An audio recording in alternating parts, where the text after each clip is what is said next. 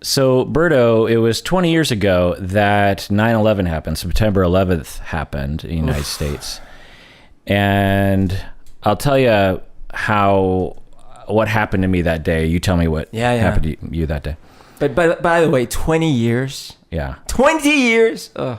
I woke up around 8 in the morning, and, that's like 11 a.m. New York time, right? Yep. And I turned on the TV, and every channel, both towers had already fallen by that point. And I think the Pentagon was already hit too. Right. Yeah. There was all this talk. It was this utter confusion and chaos and worry of, well, we've had a report of one plane hitting it. We've had a report of another plane. We had a report of another plane. We had another report of another. At that point on the news, it was like, at this hour, we have thousands of planes in the air over the United States. How many more dozens of planes are going to come out of the sky and kill people? And it just felt like, and there were rumors that there were other planes, but there weren't, it just, but 4 planes is enough to be terrified of. And I remember looking at the scenes on the news and just how scary and devastating and unnerving it was, and how unreal it felt. And to see, the World Trade Center was arguably one of the most, that skyline, those two so iconic. Yeah, it was New York, it was America. Symbol of permanence too. Yeah. And like buildings you don't build those buildings and then take them down, right? Like, yeah, they're going to be there. Right. And they don't just fall because it was just incredible. It was akin to a mountain being gone in terms of the way it felt to me. And as soon as I saw it, within half a second, I knew, I just felt like I knew it. I knew this was going to happen because just a year and a half earlier, it was the 1999 to 2000 New Year's Eve. And I actually left Seattle because there were threats, right? Well, or talk of an attack on Seattle or the Space Needle. Yeah, right. I remember that. I was in Whistler at the time. And I remember thinking, I want to get out of town because I'm worried that there's going to be a dirty bomb or something. And this was just a short while later. And I just thought, with the things that had built up and the reports from law enforcement that would catch people trying to get bombs in the United States. And it just seemed like it was inevitable. And so when it happened, I just thought, yep, I knew exactly who had did it, and I was right. I knew exactly what their ideology was, and I was right. Because, they'd been attacking United States for years and years. They bombed the World Trade Center a decade earlier. Yeah. So it just, and by they, I don't know if they're like a collective, but the interest of certain groups of people wanting to harm the United States or send a message to the United States. And also, I had a dream, and I don't believe that it was anything other than just coincidence, but I had a dream almost exactly a month before 9/11 where I was in a city, and I was looking up, and I saw a plane, a jetliner that was really low to the ground, and it was banking in a way that was turning toward me, kind of. Yikes. And I'm standing on ground level on the street, and I see this, 747 like lumbering overhead, toward me. And I look up, and I'm standing right in front of a glass skyscraper. And this 747 just goes straight into the building above me. And I felt rain. And it was the jet fuel. Oh, scary. Because in my head, I guess I thought jet fuel wouldn't automatically ignite the way that it did in 9/11, I guess. And so all this jet fuel falls down on me and everyone else. And I start screaming at everyone, like, you got to get... Careful. Yeah, you got to get out. You got to get away from any spark or anything because we're all going to go up in flames. And so I thought if I ran into the building and ran out the other side, I could get away from all the jet fuel. And that's all I remember. And wow, what a stressful dream. And it pretty, similar, but of course, Yeah. I don't believe that there's some kind of supernatural thing. Well, you there. caused it, Kirk. You caused it. Right. I think you said that the last time I said that. I talked about that dream. So, and by the way, just a little bit of dream research is that coincidences should happen. And when they do happen, you should say, yeah, that I was due for a coincidence, you know what I mean? With all the various coincidences, but particularly with dream coincidences. Anyway, point is that when it happened, it was just so, it was, I had to work that day as a therapist. And I remember just being in a total daze, trying to help people. And I remember seeing planes overhead and just thinking like, are they going to fly into one of the buildings and see? I thought that for months after 9/11. I thought, and every time I saw a plane, because often they sort of fly over downtown. Right. Because the airport is just south of downtown, and they fly lower by that point for sure. Right, and it always felt like, oh, is this the moment that it happens? Yeah. Because again, at the time, it just felt like the planes were falling out of the sky. Anyway, I remember that day, and I just remember seeing other people in their cars and thinking like, how are you just driving to work? And I don't know what they were thinking, but I just remember thinking like, how is life continuing? Just going on? Yeah. When it's happening today in New York. And I remember working with clients and being obviously really distracted, but it was those, and I don't remember any of the sessions except for this one session. I was working with a family, big family, lots of kids. And the kids were, like 8 to 14 or something. And I remember them not being impacted negatively by it all, but it was all the buzz because it was all in the news.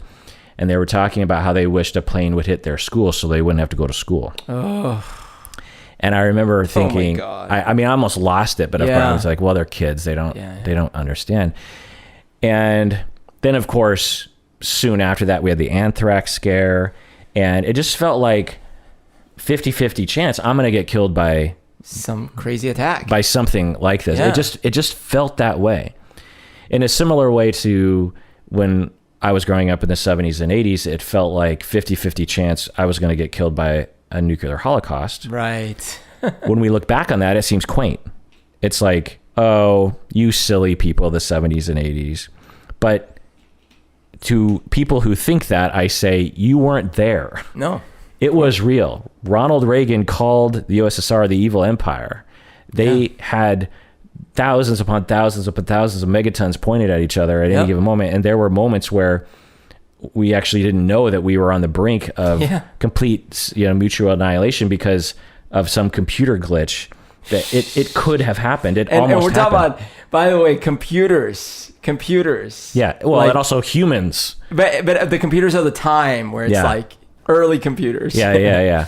So I remember, so it was real and scary, and I would lie awake at night, as a lot of people of my generation did, just figuring like, when's it going to happen? Yeah. And we look back and we think that's quaint. And I'm worried that people will look back post 9/11 and go like, well, isn't that quaint that we were worried about that? But I want, for the record, people to know that it was an event. It was horrific. It was scary. The terrorists won. They got into our hearts and minds effectively. Absolutely. And it changed everything. Yeah. And I don't want that to be forgotten to history. 20 years ago is long enough. I worry that people will think like, well, what were we worried about? Or, that kind of thing. What was your experience, Berto? Jeez. Well, so I was working, and we were just finished a product. Big project we had just finished.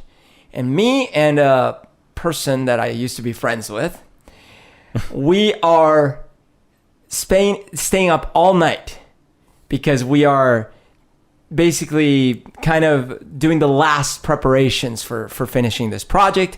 And we are talking, and we're drinking some beers, and we're eating some leftover pizza, and we're staying up all night, like not partially. No, we're just going to pull an all-nighter. And it's crazy because we're talking about all sorts of things, and all of a sudden our conversation steers us into world affairs. And we start talking about how crazy it is that we are at such risk of, someone doing like a crazy despot or someone attacking us or a war breaking out. And then we started talking about potential, the potential for a dirty bomb. And we had these conversations. So you caused it. Yeah, I caused it. Exactly. And that was, I don't know, that was our conversation that night after singing songs, because we were also singing to all these 80s songs and everything. 6 a.m. rolls around. And someone arrives very early, and they're like pale.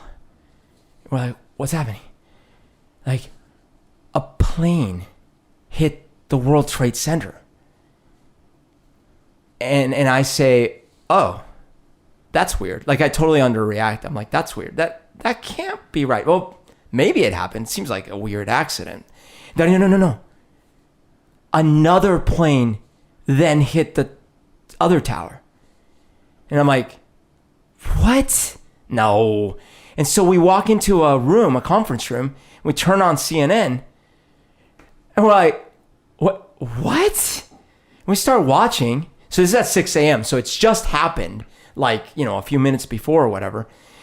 But already the two towers have been hit, and they're like, smoke and fires coming out. So you've been up all night. We've been up all night. And we've just been talking about terrorism and world wars. But it doesn't surprise nuclear wars. But it doesn't surprise me because it was time, right? It was in the air. It was in the air. 9/11 didn't wake us up to something. It was in the air. It was something that we knew was going to happen. It's true. And so, but we're sitting there in that conference room in kind of a delirium because we've been up all night. We've just been talking about this kind of stuff. And now, like you said, the arguably most iconic, other maybe Statue of Liberty or something, thing is up in flames. 2 of them. So did you watch them fall? Oh, yeah.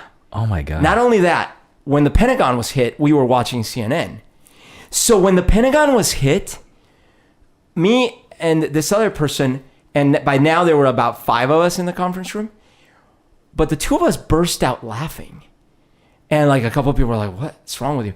But because we could not believe what was happening. How many are in the conference room? Like 5 people. And to me, I burst out laughing because I thought it was like this moment of, okay, we're in a simulation. Like, this is not real.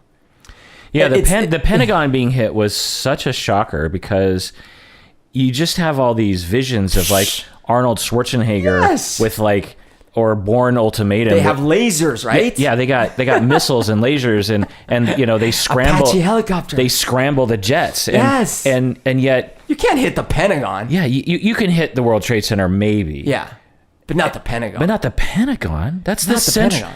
That's arguably should be, aside from the White House, the most impenetrable place on the earth. Certainly not right after 2 planes hit the World Trade Center. Yeah.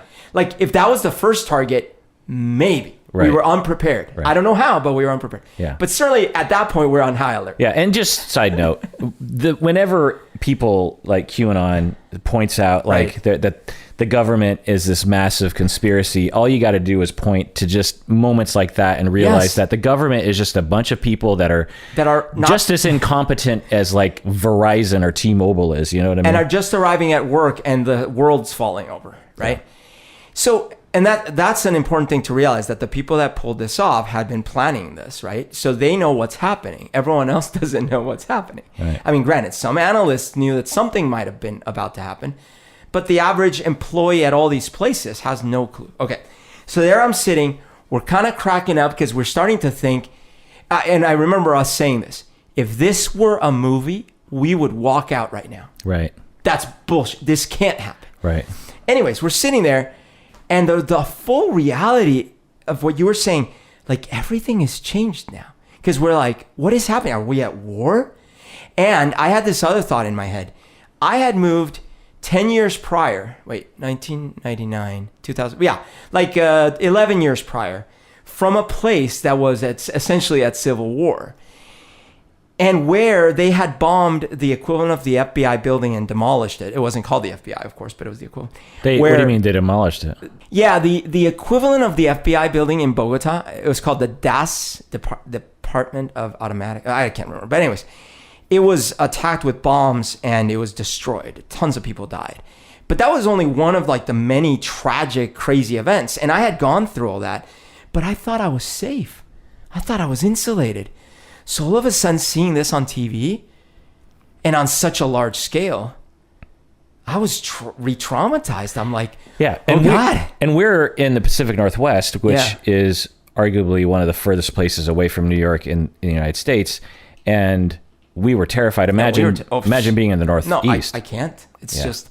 So I'm sitting there, all these thoughts are going through my head, and the same thing you were saying, we're like, wait, so we're supposed to like work today? Right. We're supposed to go and work today. I remember that day was very unproductive. A lot of us went out to lunch and sat there looking at each other just like, what the hell is happening? Yeah. And I really got into, I've talked before in the podcast that when the O.J. Simpson trial happened, I had this weird reaction to it where I got addicted to watching the trial on TV, and I would skip out on classes from college, and I was glued to the couch, and there was something weird about it, I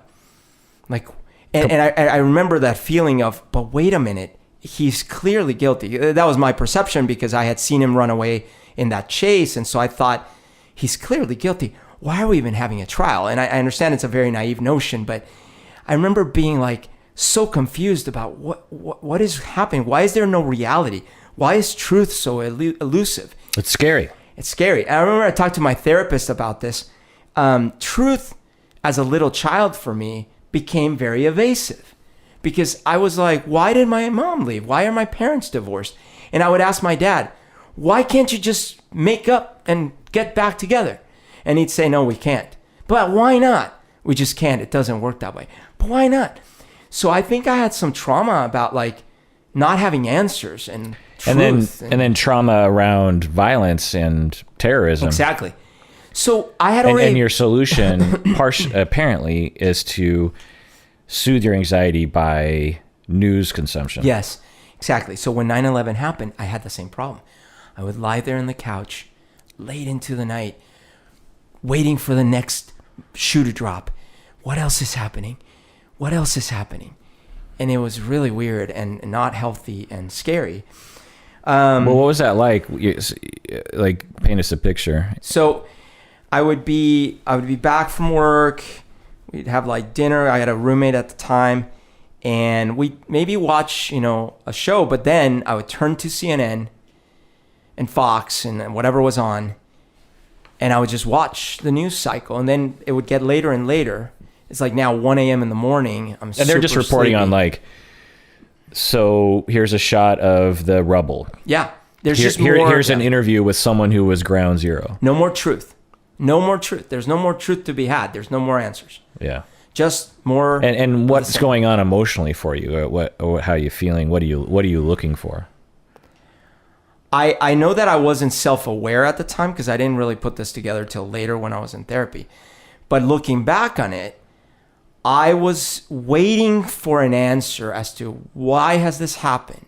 And I was waiting for a solution. Like, what are we doing about it? And I was waiting for comfort. Like, don't worry, help is on the way. Like, it's going to be okay.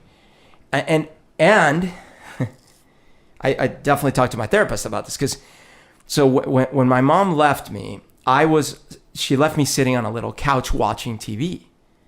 Right. With a little fruit. And I think there must have been a connection. Like, I'm on the couch, I'm watching TV, and this is the only thing I've got. It felt lonely, and it felt scary. I was just like, even when I had my roommate next to me, and we were both kind of like talking about how crazy it was, I still felt very lonely. Like, wow, And that lasted for, I don't know, like a year maybe, or I don't even remember. Yeah. Have you been to the memorial in New York City? I haven't. I went to New York City before they built the memorial, but after 9/11. You saw the hole. And I saw the hole. Yeah. And I went up in the Viacom building, and I talked to people that were in the building when it happened. Yeah. And they were describing like the horrific experience of seeing that happen. I went to the memorial, I don't know, maybe 5 or 6 years ago, and it was amazing. It's essentially, well, how do I describe it?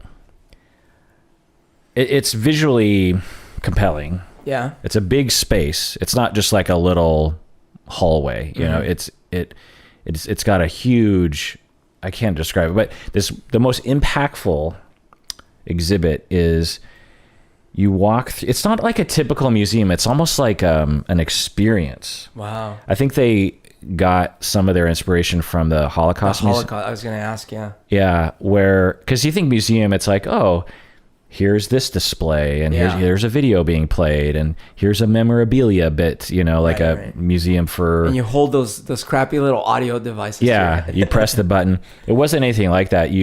There was this one hallway that kind of meanders it, and you're kind of disoriented by what you're looking at, and then you hear these voices as you're walking, and you can only hear them if you're in a particular zone, and it's people leaving voicemails who are in the building. Oh God. Oh. They're just like, you know, hey, honey, I'm in the building and it just got hit, and I can't, the elevators aren't working, and I've been here for a half an hour. I've already seen the other tower fall, and I just want to tell you I love you, you know, that kind of stuff. And they have pictures of people jumping. Yeah. Oh. And it's traumatizing on a certain level, but I respected how they really went for it and said, like, look, this is what happened. You got to know what happened. Yeah. These are the people. Yeah.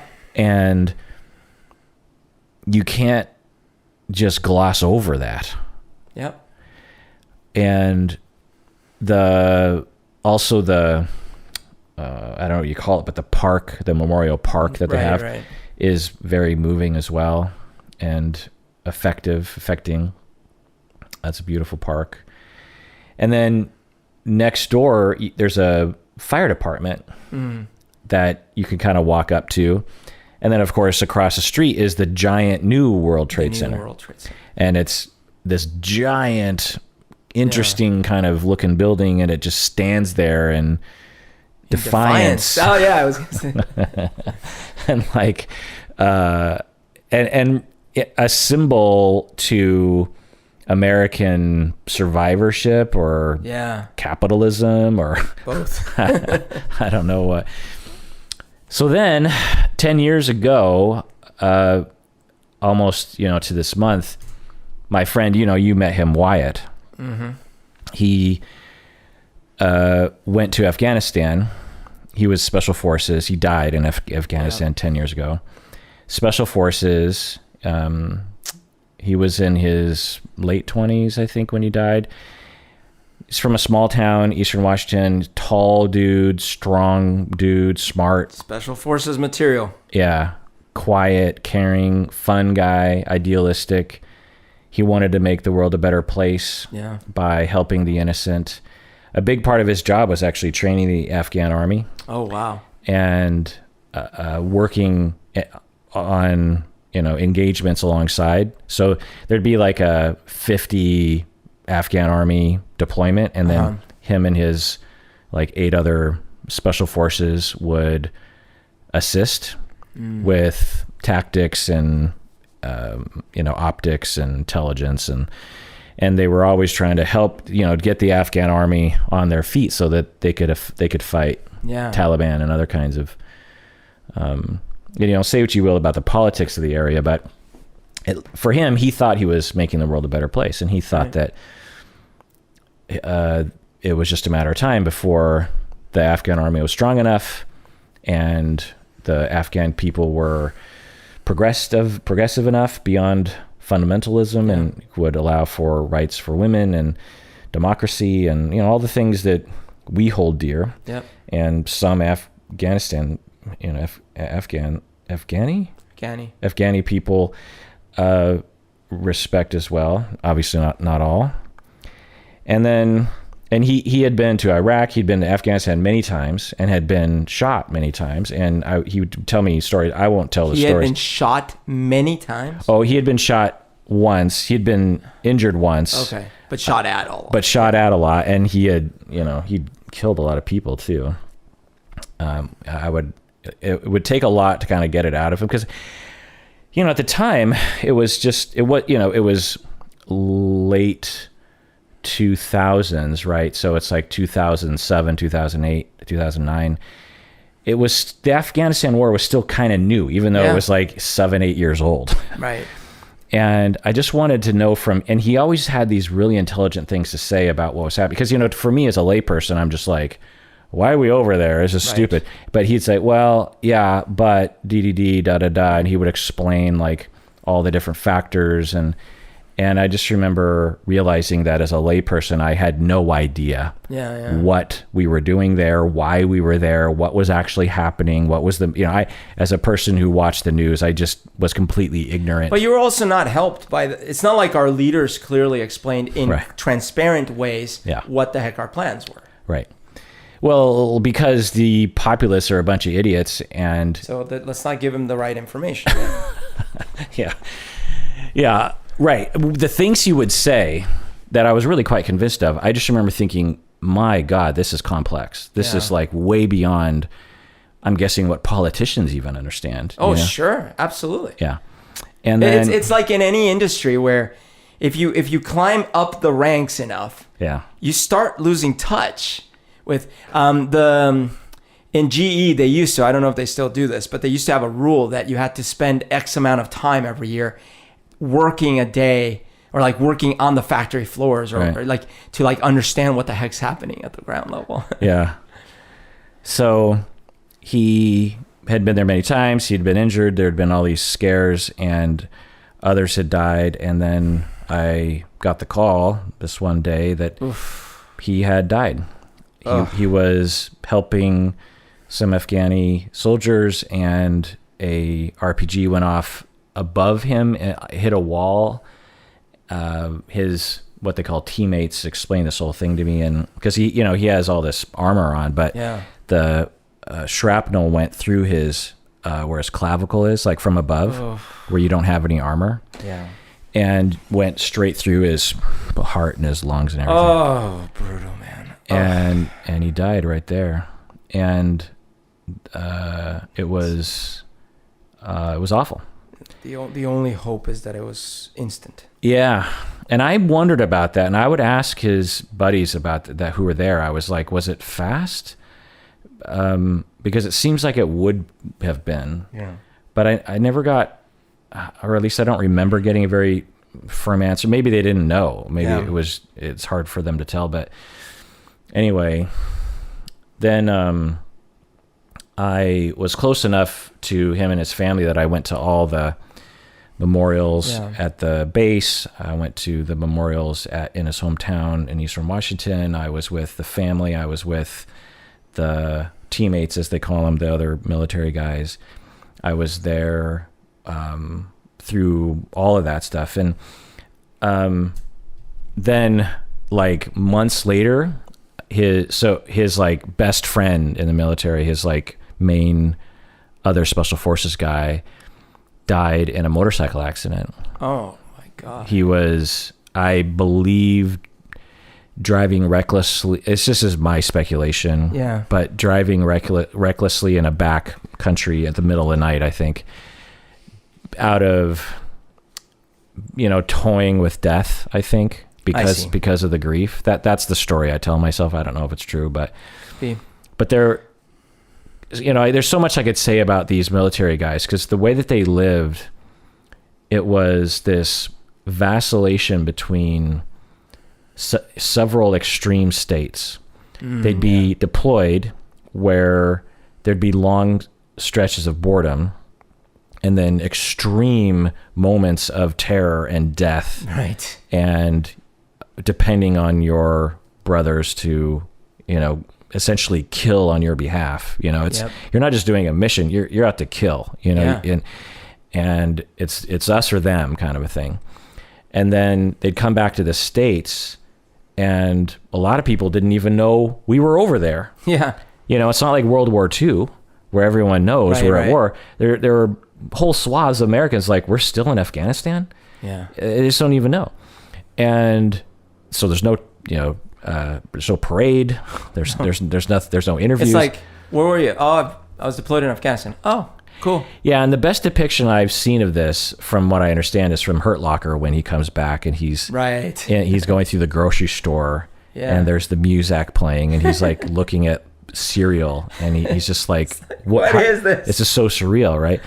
And I got the impression and the way that they coped with it was to be brothers stateside as well, and they lived together, roommates and stuff, and they partied hard. So I wonder if there's also a correlation between one of my best friends in life is in Colombia. I don't know if you met him when you were there, Juan Miguel. I don't know. I don't think you met him. He was special forces in Colombia back when he served. And at the time, that was almost kind of a death sentence, because it was when they were fighting Pablo Escobar and the whole 9 yards and the FARC. I liked everything.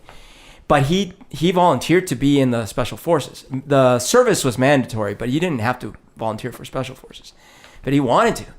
And he did the service whole thing. So if you had stayed in Bogota, I would have had to serve. Well, it's lottery. Lottery. Yeah. What's the percentage? And it's pretty high. Like 50%? Something like that, yeah. Oh my God. A lot of people had to serve. Wow, I never thought about that. If you would have stayed another few years, you would have been in the military. Oh, I could have easily been in the military and could have easily died. Wow. Yeah. So he served. He volunteered to be in the special forces. He went through the whole thing, and then afterwards he worked as a bodyguard. He worked as and he rides motorcycles and he paraglides. He takes a lot of risks. Right. And I've always wondered about, and he got in a lot of fights, like afterwards, you know. So yeah, like if there's like some weird correlation, is it cause or effect? You know? I think it's both. I think that, on average, if you're more of a thrill seeker, more of an extreme sports kind of person, and frankly, a lot of young dudes are like that anyway, right?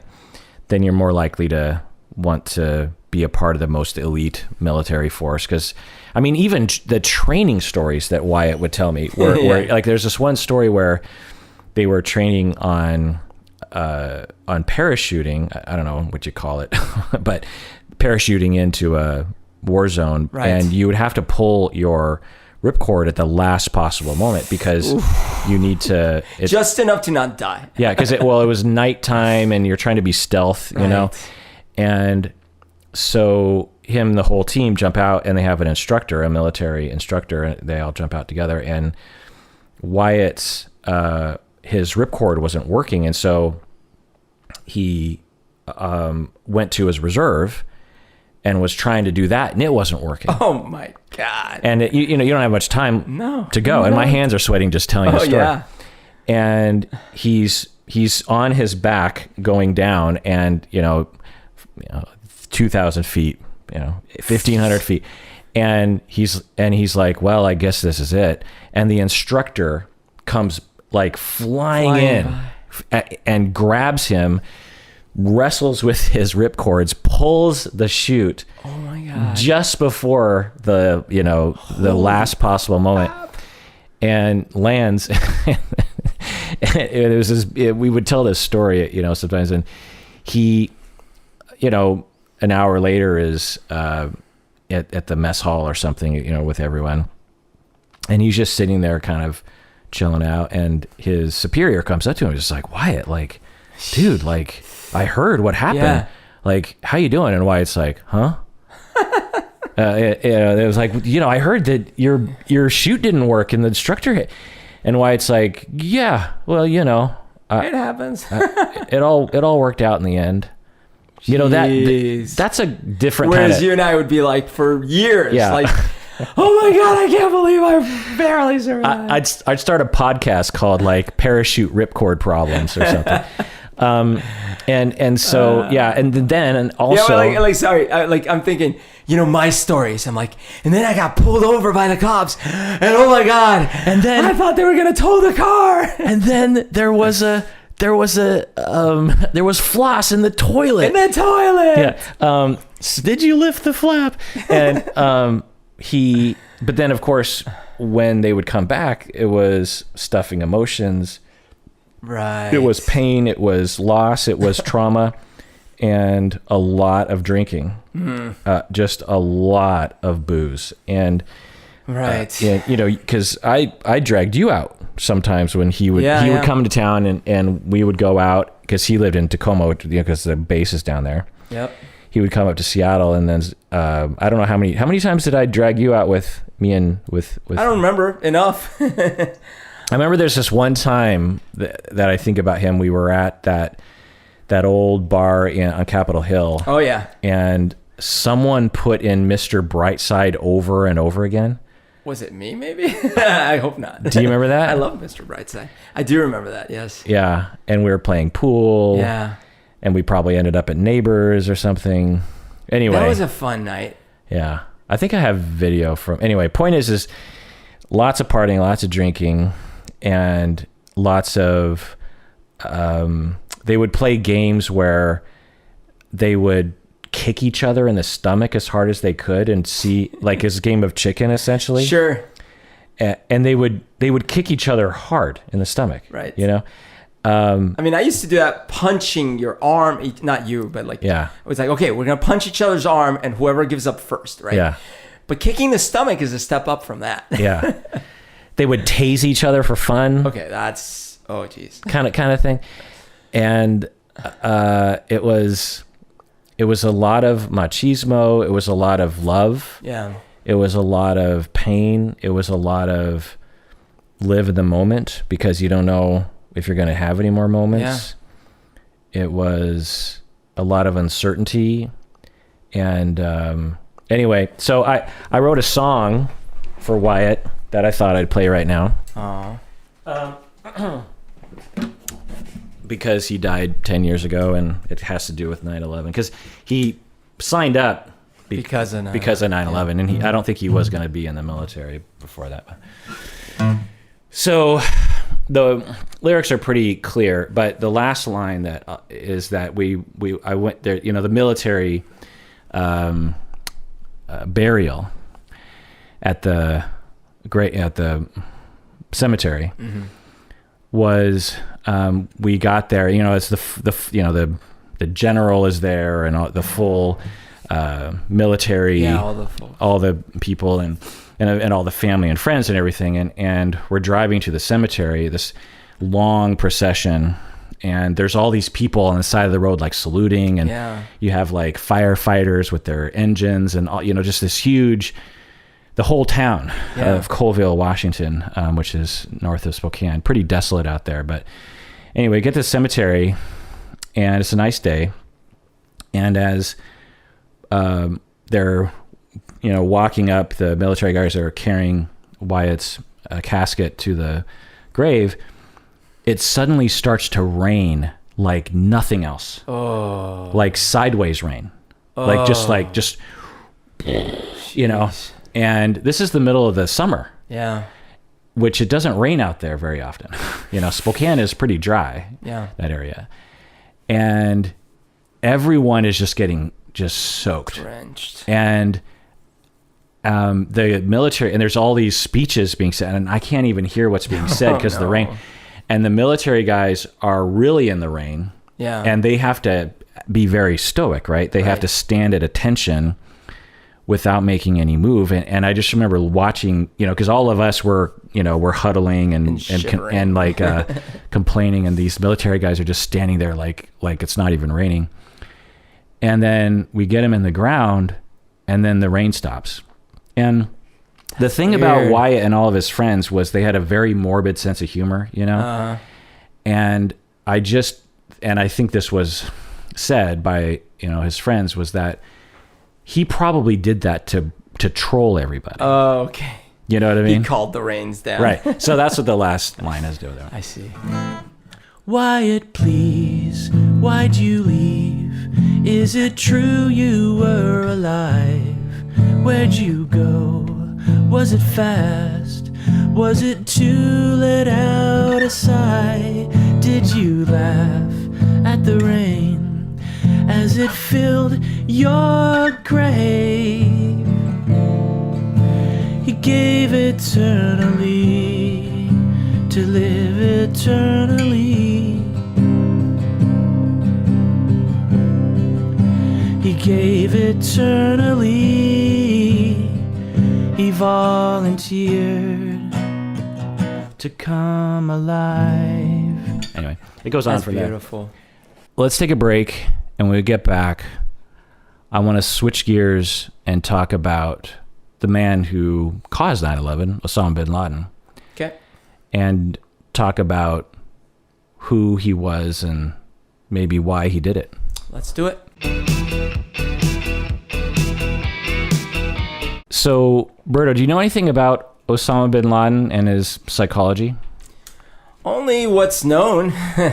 I mean, I know that he came from a very wealthy Saudi family, and I know that he was sort of our ally back in the time when Russia was fighting in Afghanistan.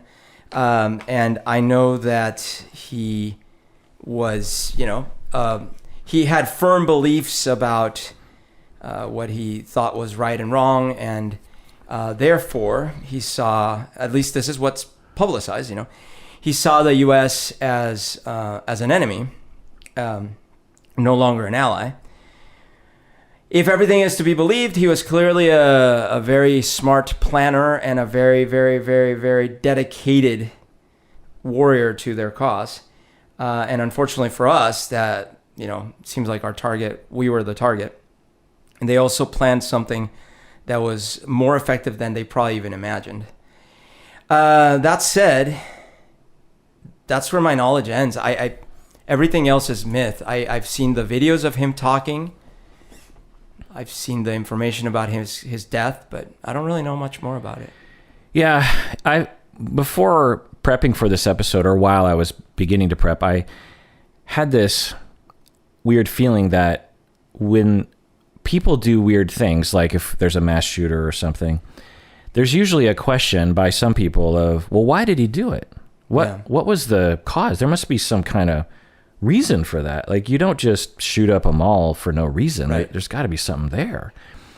But when it came to Osama bin Laden, for some reason, I don't remember anyone ever talking about that. Like, no, it was verboten, because I remember, in fact, it was seen as like, that's the wrong question. We need to go and get revenge. We need to make this right. But who knows why they do those crazy things? Right. I think it was more that. It was more... Well, they're just crazy terrorists. Who knows why they would do anything? Because everyone... They hate our freedoms. Right. They hate us. Remember? They hate us. Right. It's their religion or their culture. And that was the other one. It's the religion. Right. Even though 90.9999% of everyone of that religion would never do such a thing and has never done such a thing, somehow it's, just written in their Bible that they're supposed to kill Americans or something.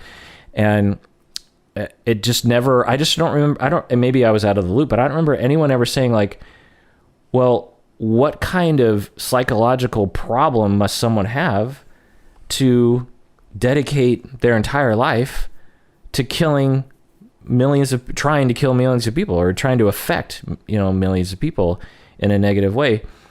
It just never. Now, maybe that's not the only question. I know that's not the only question that should be asked. Other questions need to be asked too. Like, well, why do a group of people want to kill us? What are we doing as Americans to other countries, both militarily and economically and colonialization wise, that's causing them to dislike us?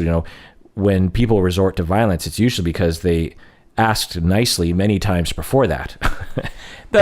There is a part of this that I never quite could understand, because again, maybe I'm too naive, but if I am to believe the videos and the propaganda and everything, they seemed very organized and smart to a certain extent.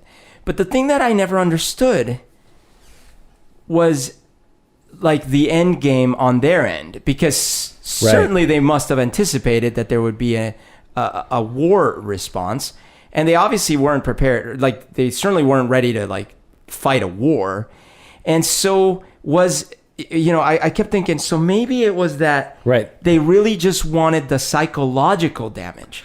Well, that seems so sophisticated, though. But to me, that was my whole ignorant layperson point of view was, can we just ask them what they want? Because I'm pretty sure we'll do something along the lines of what they want rather than having to live in fear this whole, like, is there kind of a treaty we can we reason? I mean, are they looking for us to be out of a certain country? Which they did, right? They said, step 1, you got to remove every American presence from all our holy lands, right? Step 2, you got to stop siding. I mean, this is not verbatim, but like, you got to stop siding with Israel, right? And then there were other things too. But I think that's still weird to me, like, because it wasn't like, I don't remember because it had getting an ultimatum right as a country, like, here's your last chance. Here's our list of demands. If you don't do this, bad things will happen. Now, maybe they didn't do that because then we'd be on high alert. I don't know, because the CIA guys were saying that we should be on high alert because that's what they were saying. Now, of course, I don't know what Wyatt and others would tell me is that's the simple perspective.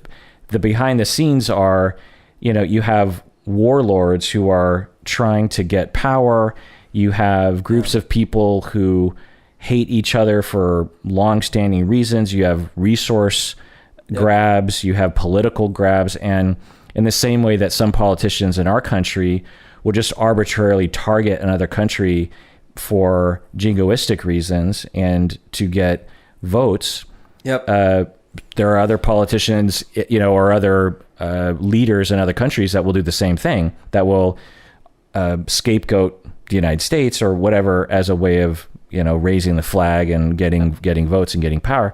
So there's all these systemic reasons as to why these things happen. But anyway, I just find it interesting that I've never heard anyone do a psychohistory on Osama bin Laden until I came across this write-up by Colin Ross, which it's titled 2015, titled "A Psychological Profile of Osama bin Laden." Interesting. In the Journal of Psychohistory. And for those of you interested in psychohistory, because I know a lot of you are, like, why was Hitler the way he was, or that sort of thing, you can subscribe. Because of his secure attachment, remember? Well, so let's look into it. All right. So 1957, born in Saudi Arabia. His parents, father Muhammad, and according to Islam, and most of this info is from Colin Ross, by the way, with my speculation sprinkled in. Father Muhammad bin Laden, according to Islam, a man is allowed to have 4 marriages, and many wealthy Saudis had 3 permanent wives, and then they would rotate in a 4th wife. Oh, rotate in. Like, I see. Like, we're sticking to the word of the law, not the intent. Right. So they would marry these 4th wives and divorce them and marry and divorce and marry and divorce. What? I only had 4 at a time. Right. His mother, one of these rotated in 4th wives, Hamida, was his 11th wife. So it would have been like his 7th 4th wife, right? Wow. She was 22 from Syria when she married him. And she was more westernized than the other women in her society and in the family. She was defiant, progressive, and independent, according to Colin Ross, and thus was ostracized by the larger family, by the other, the other wives. And she was sent away. By the way, Muhammad, so Osama bin Laden has 53 siblings. Okay. And Osama is somewhere in the middle. So his mother was sent away. Now, and of course, the father has 54 children and, dozens of wives. So spends a lot of quality time with every one of them. So Osama, abandoned by mother for reasons out of the mother's control. Oh, he didn't go with the mom. Okay. Right. So the mom was sent away, but Osama stayed. Oh, geez. So abandoned by father. Yeah. bullied by his siblings and stepmothers because he was considered like the black sheep because the mother was considered the black sheep. The mother was seen as like this decadent Western, terrible, sinful, and they called her like the slave, and they called him the slave's child, the slave. Oh my goodness, the slave boy. Chip on shoulder. Right.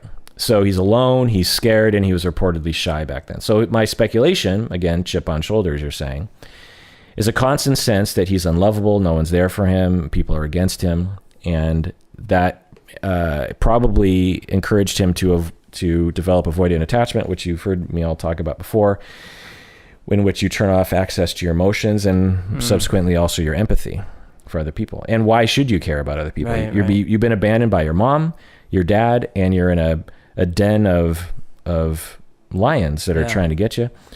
You can also develop defensive narcissism of I'm in it for myself. Who knows? But it's possible that he developed narcissism defensively and had a grandiose vision of his life for the future, a secret grandiose vision for his life, and a need to assert his superiority in a noticeable way. And when you're bullied and you feel alone, a bastion that some people will turn to is a secret superior fantasy. Who knows? There's no evidence that he had that, but we could see the possibility of that given what he got himself into later. Because it's one thing for someone in his society to hate Americans or to have political views that are a little extreme. It's another thing to like actually take actions later in life to, materially enact your hatred of other people. You know what I mean? You could develop schemas in his situation. He's abandoned by mom, abandoned by dad, in a den full of bullies, that the world is against you and you have to defend yourself all the time, that you feel superior, and that you might want to get revenge. Other events that might have shaped his psychology is that his father was really into religious debate. And Osama spent a lot of time as a child in his room reading about religion, reportedly. So speculation, he might have been trying to get his father's love from a very distant place. I mean, again, imagine being a middle child of 54 kids and you're the black sheep. See, I can't. Yeah. It doesn't make sense to me. And you are trying to get your father's love. Yeah. And I know he's really into religion, so maybe if I get really into religion, and I see this happening in families all the time where kids will, like, you'll have a family where the dad is in prison and the kid misses his dad. Yeah. And he turns 15 and he starts committing petty crimes because of a subconscious urge to bond with that. Or another event that would happen occasionally for him is that the father, Muhammad, would take a lot of the boys camping in the desert. And they would ride horses and camels, and they would sleep in tents, and they would shoot guns, and they would cook on the by the fire. And it was in the desert, and it was in Saudi Arabia, I believe. And it was this fun time. And for Osama, he shined in this environment, probably because he was desperate for his father's attention, but also maybe he just took to that sort of thing, and he rode well, and he became kind of a leader.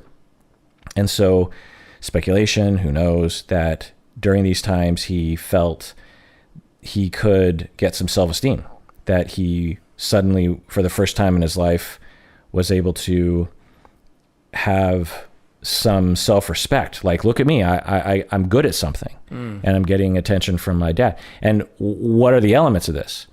Roughing it, being in the desert, riding horses, riding camels, shooting guns, being a leader. It seems like it might planted a seed. He had a lot of losses in his life. Obviously, his mom and his dad abandoning him. Father died in a helicopter crash when he was 10. He had a best friend, a Saudi prince, who was his best friend when he was, in grade school. And around this time, the prince rejected him And so he lost his best friend, felt rejected in all likelihood. And his brother, who was very Western, one of his brothers, and married an English art student woman, lived in the Western world, very rich family, obviously, so they lived all over the world. And he died in a hang glider accident in Texas, by the way. Wow. So just the, Bush connection, just kind of a random. And speculation, another reason to hate the United States, the decadence of the United States killed my brother kind of a thing. Who knows? We'll never know the answer to these questions, but you could see some themes there. 1973, age 16, he goes to a fancy boarding school near Beirut, and this is closer to Westernization at the time. There are bars, there's strip clubs, there are prostitutes, sex workers, and he became a decadent Western playboy. Oh, I didn't know this. In his seniors, yeah. Drank a lot, spent a lot of money, strippers, sex workers, got into fights, reportedly drank a lot, actually. Okay. Spent time at ski resorts with his Christian girlfriend. He was... Wait, what? Yeah, he was just a regular 16-year-old fancy rich boy. Yeah. Drove nice cars. What year is this? The early 70s. So he's a teenager. Wow. And a lot of his brothers were doing the same thing, by the way, and a lot of his friends. The Saudi princes. The stereotype, right? 1977, he turns 20, and he had a number of years of partying hard, and he went to Mecca and had like a religious awakening, and he turned away from the quote-unquote Western life. He became very religious. And so my speculation, Berto, you might be able to relate to this, is there are times when the partying kind of takes its toll, and you wake up one morning and just say, I'm not doing this anymore. No mas. Yeah. Tell us about that feeling, Berto. Well, unfortunately, I used to have that feeling often. I mean, there is a difference, though. There's the, you wake up after a night of a lot of drinking, you're like, oh God, I'm not ever doing that again. But there's kind of a different level of it, which is, I'd say that it's not the day after, but for me, there was a realization at one point about the danger I would put my body in and myself in as a result of my behaviors. And so over time, that became more of a, there's certain lines that I need to be careful not to cross. And it's part of growing old too, I think, and also having enough damage happen. Like, not literally just physical damage, but also emotional damage, broken relationships or friendships or just even close calls or things where you look back, you're like, wow, something really bad could have happened. Yeah. So imagine also you're desperate for your father's love, even though he's dead, but you want his approval. Probably the family's approval. Yeah. Yeah. And society's approval, maybe.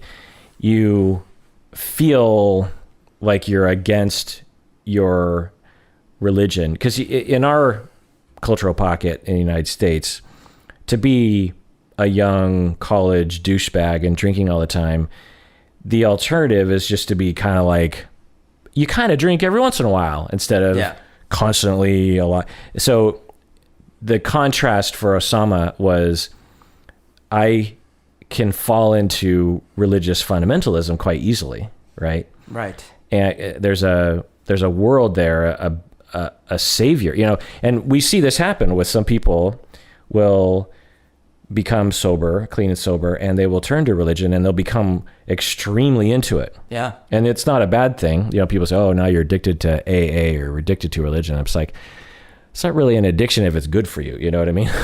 You're into it, but it's not a destructive force necessarily. And so, I'm just imagining, again, I'm just reading, and it's hard to know what someone was going through, but he's 20, lots of years of partying, probably a lot of self-hatred, I'm guessing, because of the way he was treated, a lot of drinking, trying to find himself. And it would be hard to differentiate among 54 people, right? Yeah. Like, I this is part of the thing that's so hard for me to understand. I have one brother. And we are super competitive with each other. And we're always trying to differentiate. I have one brother. Yeah. 54 is like a small town. You know? Don't understand what it would be like when I am one of 54. Of course, but if you can actually become the most pious, the most whatever, that's a way to differentiate. Right. So here's my main speculation is that he again, this is really just shooting in the dark, but it's a possible explanation.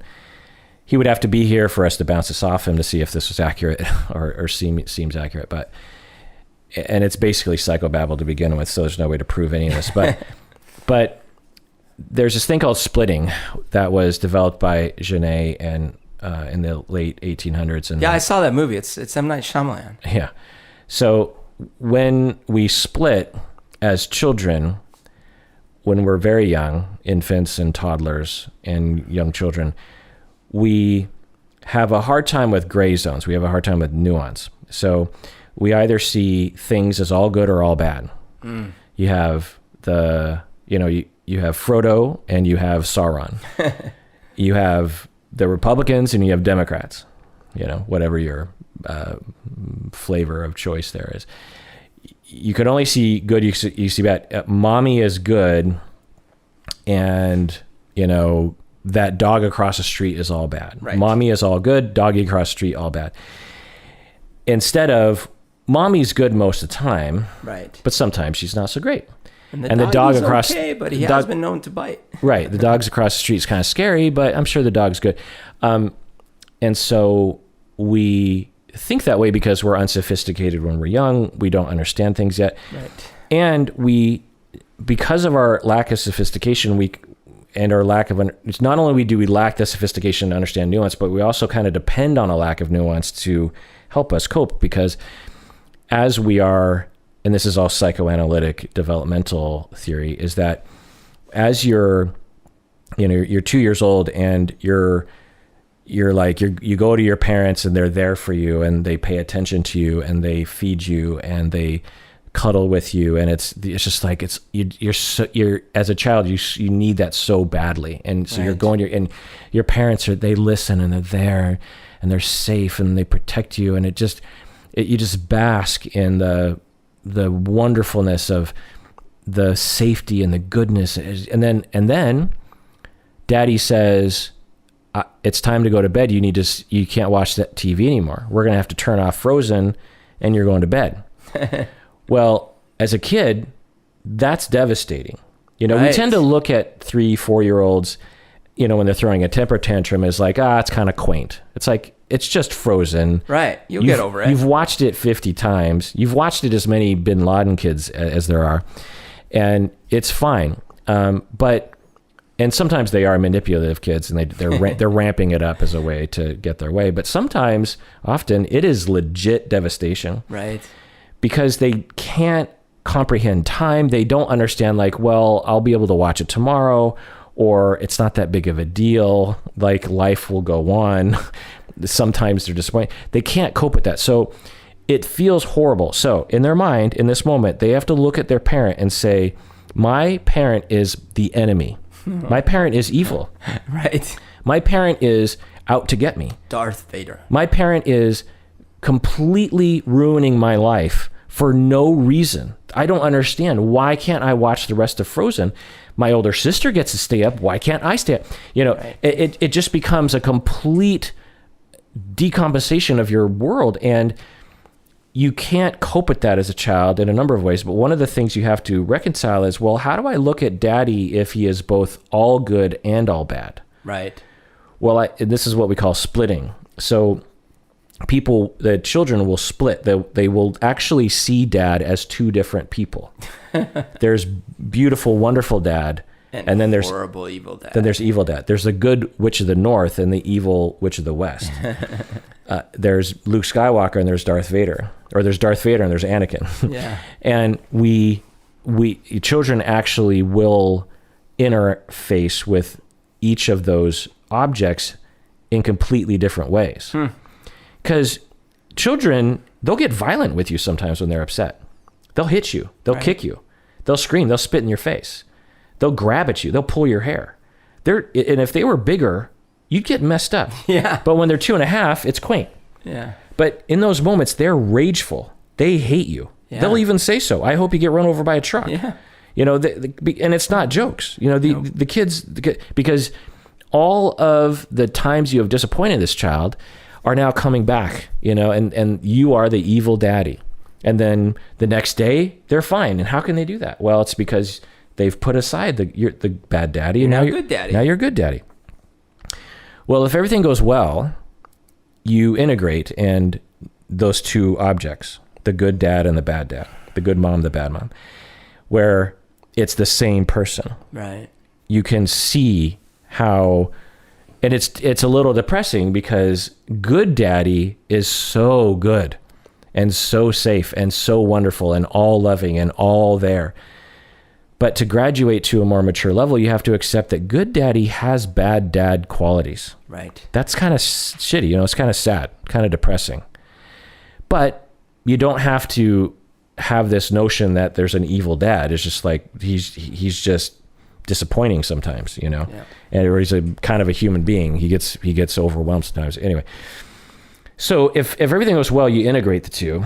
But in order for things to go well, you have to have contact, you have to have attunement, you have to have love, you have to have practice, you have to have examples. If you're neglected, you retain sometimes this splitting mindset.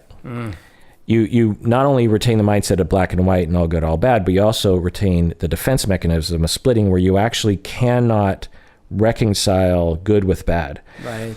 So you will idealize some things and 100% dehumanize or devalue another thing. And yourself is wrapped up in this as well. So it's not just your parents, but because you're undifferentiated as a child, everything reflects on you. So when good daddy is paying attention to me, then I am also all good. Daddy is all good and I am all good. And there's nothing wrong with me and there's nothing wrong with daddy. Daddy is disappointing me in this moment. Daddy is all bad and I'm all bad. Right. My life is falling apart. There's nothing good about me. There's nothing good about him. There's nothing good about my life. There's nothing good in the world. Right. And that's the 2-year-old mindset. And we expect that black and white. But if you're not attuned to enough or you're abused or abandoned or something, that carries over. You can be 25 years old or 20 years old and still feel like there's a version of me that is all good and there's a version of me that's all bad. And I hate the all bad part of me. Yeah. But I am glorious and I am wonderful and I am the savior. I'm the savior of the world. But I hate this. You know, this I'm describing narcissism. But there are other versions of this. You know, there's actually a borderline version of this where the romantic partner or the attachment figure is all good, and then as soon as there's a mild disappointment, it's all bad. And so again, speculations upon speculations. Osama bin Laden had at least a version of this and split into Islam and fundamentalism is all good, and as the West or even Russia, you know, just everything outside of the Islamic world is all bad. And I need to destroy the all bad and I need to elevate the all good. And I can only exist as an all good person, you know, in the same way that the child, the 2-year-old wants to be with the good dad so that the child can feel good about themselves. The splitting adult might want to absorb the idealized fundamentalist culture so that he can feel like he's good, and he needs to attack the bad. Right. Because that by contrast defines the good. Anyway, am I making sense? Yep, I get it. It's basically a version. It's a little bit like we think back of memories that left an imprint when we were kids, and I've talked a lot about like little moments that happened. One of the moments I've talked about is when I was so upset that my grandma finished a little Lego house without me. Right. And I destroyed the house, right? Well, I can now look back on that moment and understand all the nuances about it and feel bad and happy and sad and all that richness of that. But in the moment, grandma was all bad. I was all bad. The house was all bad. The world was ending. Yeah. And if I had carried that forward and I couldn't distinguish, that would be very it's dangerous. a good example. Yeah, I hadn't thought about that. So, hopefully 10 years later, you come downstairs or you walk into the house and your grandma has worked on the Lego thing or some other thing that you wanted to do. And you'll feel a little tinge of disappointment. Right. A little like, oh, I am being stepped over. I'm being ignored. My needs aren't being heard. I'm being left out. And I feel hurt. And I know my grandma's a good person, but I also know my grandma can be a little short-sighted and maybe even a little neglectful of me. Right. But not entirely. In this moment, she's letting me down. In this moment, it's a mild hurt. But, what's the bigger picture here? What do I say? How do, and now as we're talking about it, I think for the combination of things that went into my head, I struggled with that quite well into my adulthood, because those feelings of feeling left out and things like that was something I had a hard time dealing with. And I remember distinctly that it's only been like maybe the last decade that I finally started being able to be okay when I was left out. Moments where I'm like, oh, I wasn't invited to that. Okay, that's okay. So in the splitting linguistic system, when you're invited and involved and included, they are all good and you're all good. Yeah. But when you're excluded, they are all bad and you are all bad. Yeah. Not every aspect of my life did I have these kinds of issues with, but certain ones I did. And being left out was definitely a pain point for me. Mm-hmm. And I remember even in my 20s, like something where maybe someone set up a movie thing and 3 of my friends went, and then I find out that they went without me. And this isn't something that happened frequently, but if it did happen, I would feel so betrayed or something, And the explanation was super trivial. It's like, oh yeah, well, because we were eating and then we were like, hey, let's go do this. You weren't there. But in my mind, I'm like, this is like really egregious. Like, and even with even simpler things, like they started to cook without me, or they started a thing without, like something was started without me. And then I remember how I would actually do things that I would have hated. For example, me and Mitch, we were collaborating on a song, and he went to bed and I stayed up and I worked through the night and I finished the song by myself. And the next day I showed him the finished work and he was like, oh, cool. But so 1979, he's a devout fundamentalist Muslim by this point, and he's, 22 years old. Russia invades Afghanistan, and there's this movement of like, we have to help Afghanistan from the imperialist colonizers of USSR and Russia. And so he goes to Afghanistan. And this is when you really say, whoa, there's something different about this guy.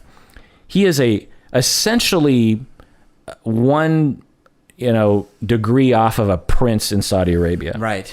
Millions upon millions of dollars, can do whatever he wants, doesn't have to work for the rest of his life.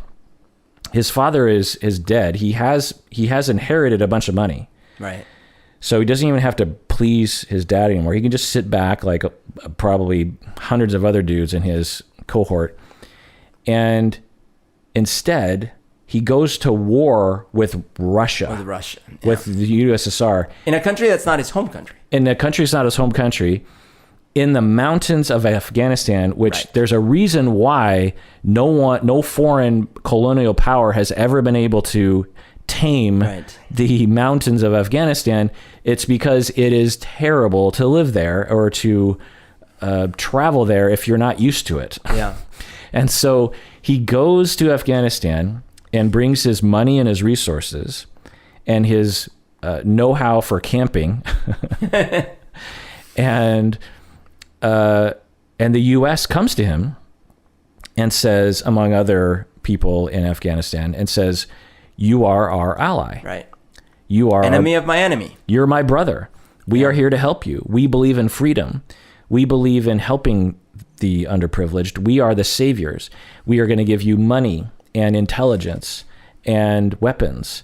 And Osama bin Laden and the United States at this point are, dependent on each other, best friends. I mean, to be at war to have allies in war is one of the deepest relationships you can have.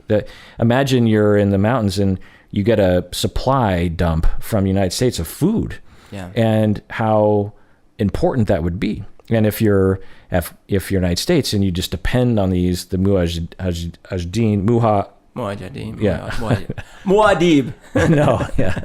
Mujahideen. Yeah, there you go.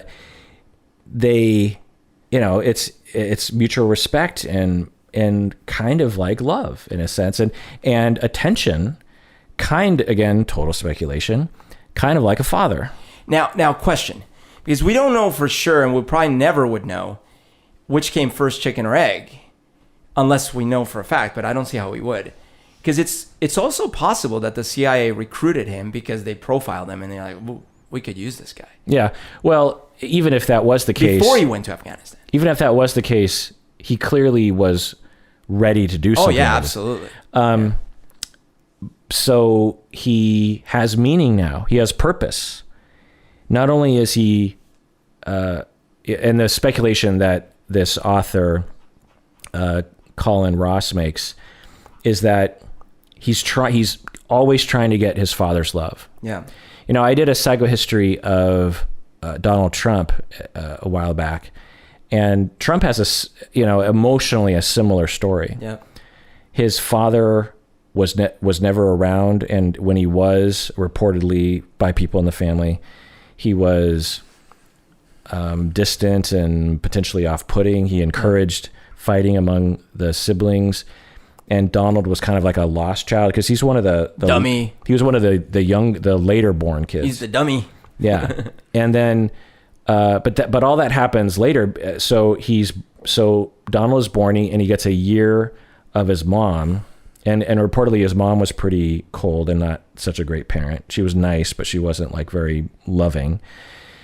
Then Donald Trump's mom became extremely sick, almost died giving birth to Donald's younger brother, and is in the hospital for a year. This is back in the 50s or I don't know, 40s, I guess a bit in the 40s, when you just went to the hospital and disappeared. Like there wasn't a lot of visitation. And so Donald was raised by his older sister, I think the federal judge one, who, didn't really care about taking care of her younger brother. Right. Because she's without her mom and dad isn't around anyway. So she doesn't have a lot of resources to give. So Donald is fed, but not loved. Yep. So Donald, from 1 to 2, has no mother and no father. Jeez. and has an older sister who is basically just feeding him.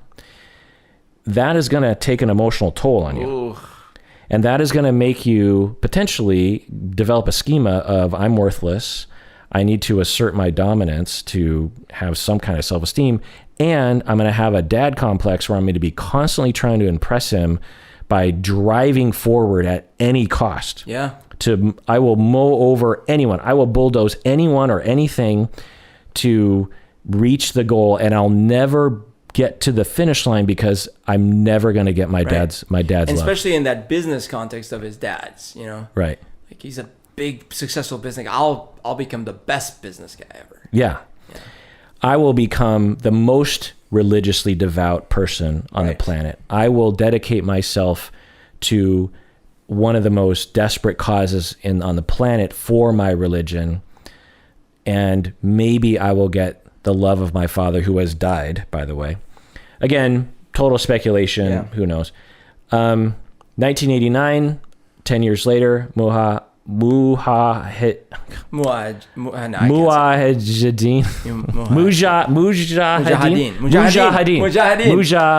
Oh God, we're terrible. Expelled Russia from Afghanistan, and the U.S. just walked away. Yeah. They just, okay, good. That's all we cared about. Right. We didn't really care about Afghanistan. We didn't really care about, Osama bin Laden.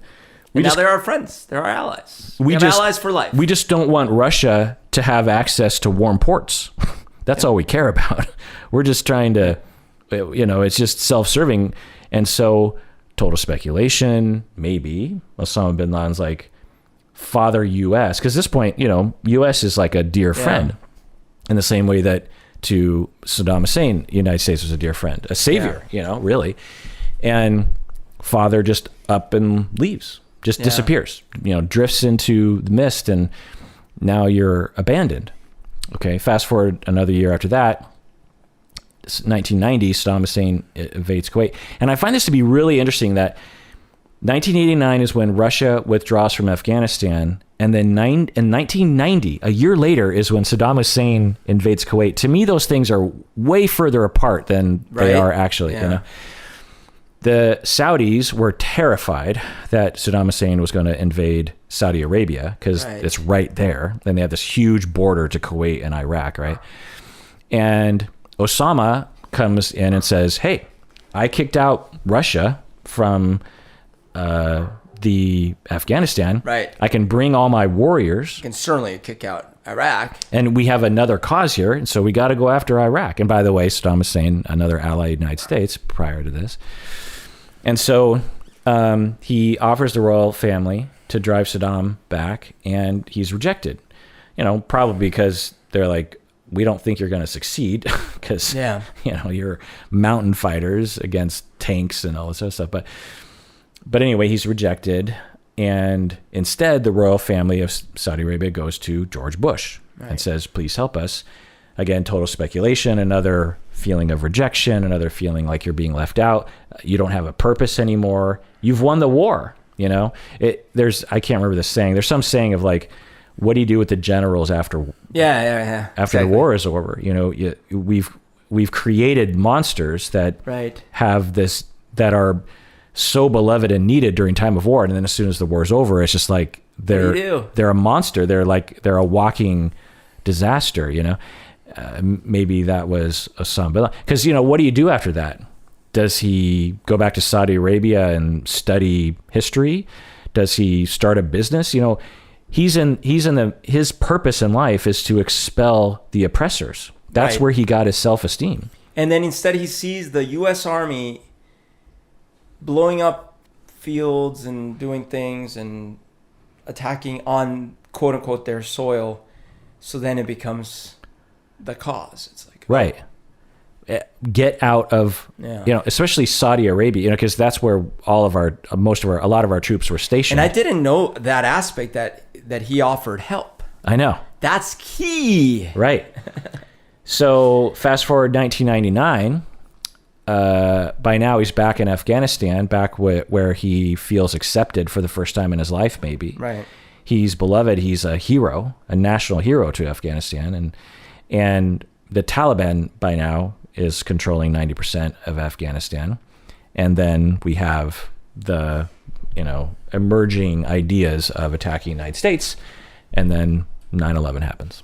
I mean, I'm fast forwarding through quite a bit, but it is also interesting that the, maybe it's because of his connections and everything, but so much of it came from Saudi as well. So anyways, so this paints a very interesting picture, which is because I knew about the complaints, but I didn't know about the psychology behind the complaints. Right. That's fascinating. Right. When you learn about, because look at you, right? You were abandoned by your mom at the age of 4, and just think about how many aspects of your life were colored subconsciously by that experience. For example, your spending compulsion. Yeah.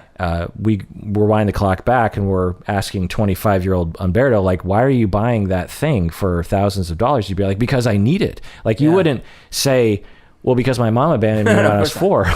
Like, you just say, well, this is who I am. Yeah. You're asking me to do something that isn't who I am. This is the meaning of my life. In fact, I was self-righteous about my decisions. Right. Like, you could see the same zeal, right? Yeah. The same kind of zeal we're talking about. And a denial system that upholds the coping. Yeah. Because it's all you have. Like, without that spending compulsion, you have nothing. You don't have anything to do to pump up your self-esteem. Right. And or other, you don't have, aside from other few, destructive things. Which is interesting. There's also another connection that I just made was that there was always something bad happening when I was growing up. There's always something bad happening. So I probably became uneasy when bad things weren't happening. So like going to work, nothing bad happened. I got money in the bank, nothing bad is happening. So what would you do anything to cope with that? No. But I think the way to cope with it was distraction. I need to make something happen.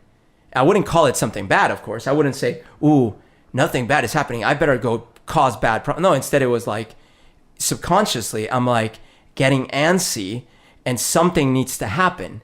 Yeah. Something needs to happen. Right. Who knows, but the speculation about that is we feel more relaxed when we're in control of the self-destruction than when the destruction comes from the outside and it's unpredictable. Right. So if we have Osama bin Laden sitting there going, okay, I took back Afghanistan. They rejected me. I guess I'll just chill out. Right. Oh gosh, I'm antsy. I'm anxious. This is not, something must be done. Right. I know there's an injustice that I need to fight, and then you get self-righteous about it. You make the reason make sense. Right. And people come to him and be like, I don't know if this is the road to go down. And he now again, this whole time he's a massively rich, privileged person, and with probably a lot of yes men. You know what I mean?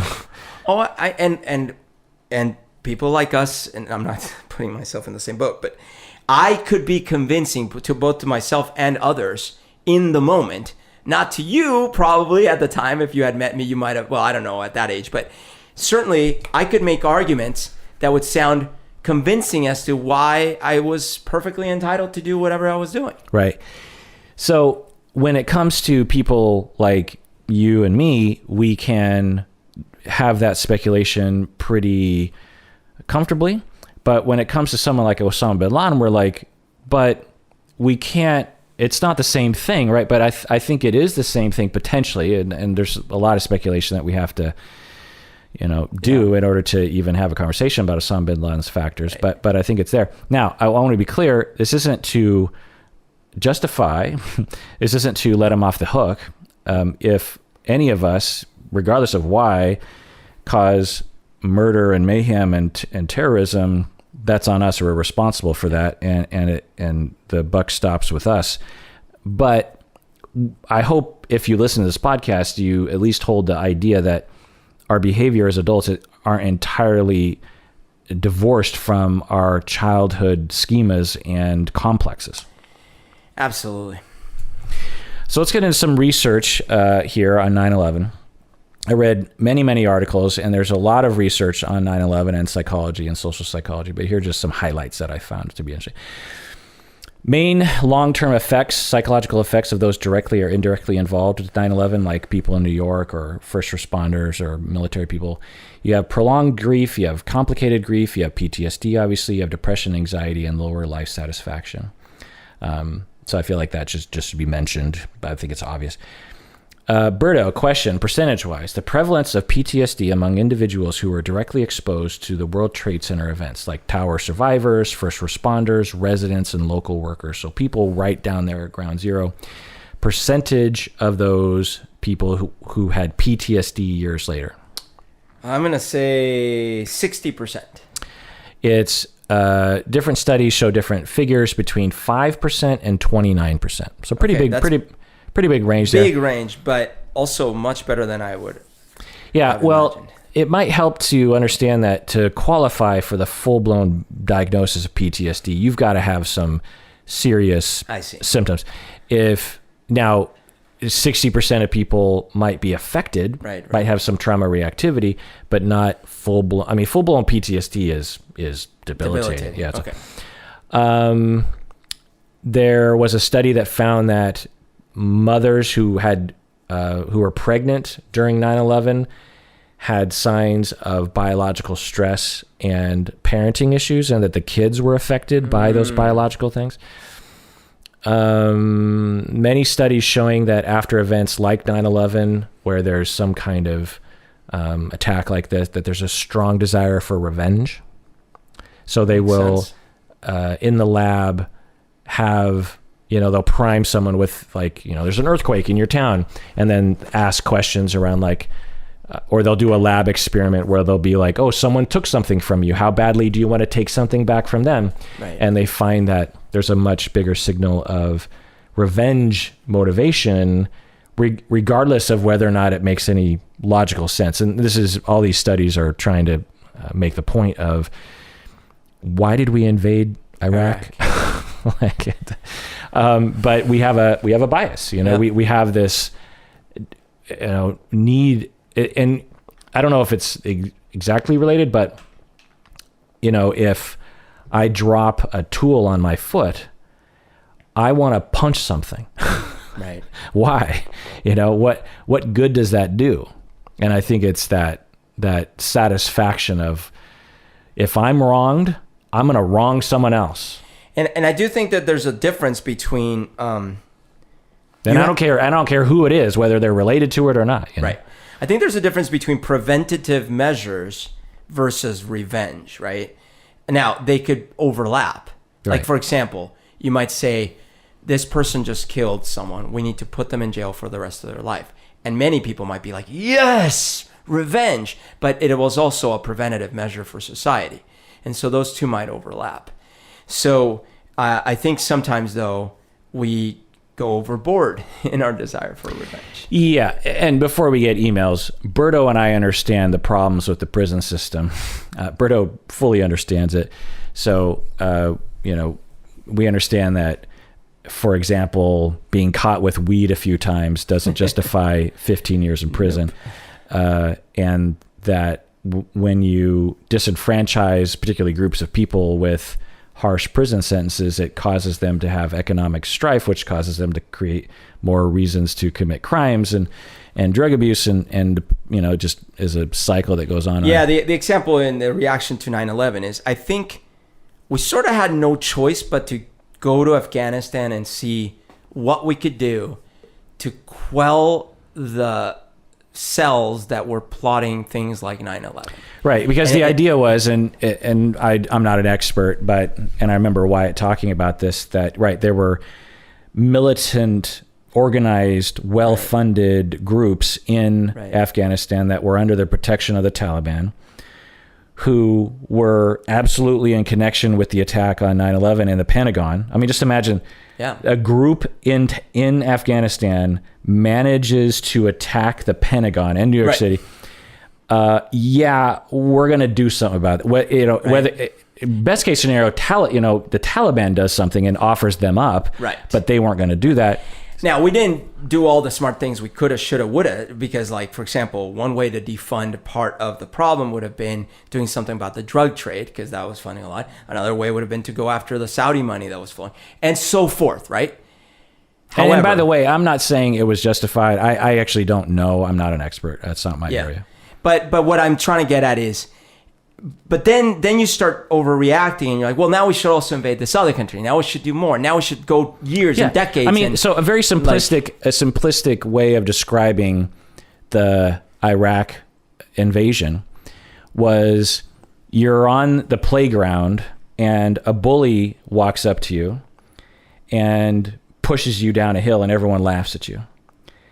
And you get up and you go to the principal and you tell on the bully. And the principal's like, okay, well, I don't know. I'm hearing two different stories. And you're frustrated, and you walk out of the principal's office and you find a smaller kid and you push him down a hill. Yeah. That's essentially the one way of looking at what happened. It could even be another bully, by the way, because certainly there were bullies in Iraq. But that wasn't the bully that pushed you. Right. You just walked outside. You're frustrated about one bully, and you just walked outside and pushed another person down a hill. Yeah. Singh et al. 2020 study found what percentage of World Trade Center exposed New York City rescue and recovery workers screened positive for PTSD the year following 9/11. So if it was 5 to 20, I'm going to go 30%. 10%. Okay. So bad. Yeah. 10% of a population experiencing PTSD is really bad. Is rough. Light et al. 2019 found that after 9/11, the sentencing gap between citizens and non-citizens widened significantly in the New York area. So prior to 9/11, 36% of those sentenced in the U.S. District Court were non-U.S. citizens. And by 2010, non-citizens made up 48%. So there's this, it's hard to know because it's not a causal study, but it's possible that because of either anti-immigrant or xenophobia happening, or just a bias, which I'll get into later, about when we feel like our tribe is being attacked, we have this bias of anti-foreigners. Yep. Even if it doesn't make any sense. It's like, it'd be like Japan bombs Pearl Harbor and we hate Canadians. What I mean? Right. And it also could be, so, because it could have been at the judicial system, but it could have also been at the policing side, right? Like more people could have been being rounded up. Right. That were foreign. Which I remember very well. I mean, I remember after 9/11, like, so I didn't talk about this part of my experience with 9/11. So right after 9/11, after the dust kind of started to settle, I thought, because Paris marched for us. Right. Russia cried for us. Colombia cried. The world cried for the United States, for Americans. Right. For a second, people had empathy for the U.S. For a second, we were the sad kid who was pushed down the hill, and everyone loved us and felt normally we're the bully. Normally we're the bully, and I for the first time I felt like people like us. Yeah. And I thought, now is the time that we have to capitalize on that by not acting like a fucking bully. Yeah. We have to be the safe people, the pacifists. Right. The good kid, the kid who rises above and says, I'm not, I'll turn the other cheek. I'm not gonna do that. I'm not gonna strike back with all the might of the military and these really ridiculous. I'll be the smart, powerful kid on the hill. And then as soon as we started talking about invasion, and particularly as we started invading, we were right back to everyone hating us again. Of course. And I just remember thinking, what an opportunity lost. Because I also thought, if we're liked and we act like pacifists, or at least careful with our military, then these terrorists don't have a reason to kill us. Well, they don't have as much propaganda they can use. Right. Yeah. But if we invade, it just is we're making their point. Iraq became the biggest recruitment video of all time, right? Yeah. Yeah. Yeah. And so, timely in the news right now, we pulled out of Afghanistan, and all the news is like Taliban's taken over. Yeah. Do you know anything about that? Yeah, it's again so complicated because I think there was clearly some broken telephone happening at our leadership here, because I'm not saying about the decision to pull out, but the expectations that were communicated publicly were so unrealistic. Like Taliban's not going to take over. No, the scenario where, Friday we pull out, Monday they've taken over, that could never happen. Like literally that's what happened.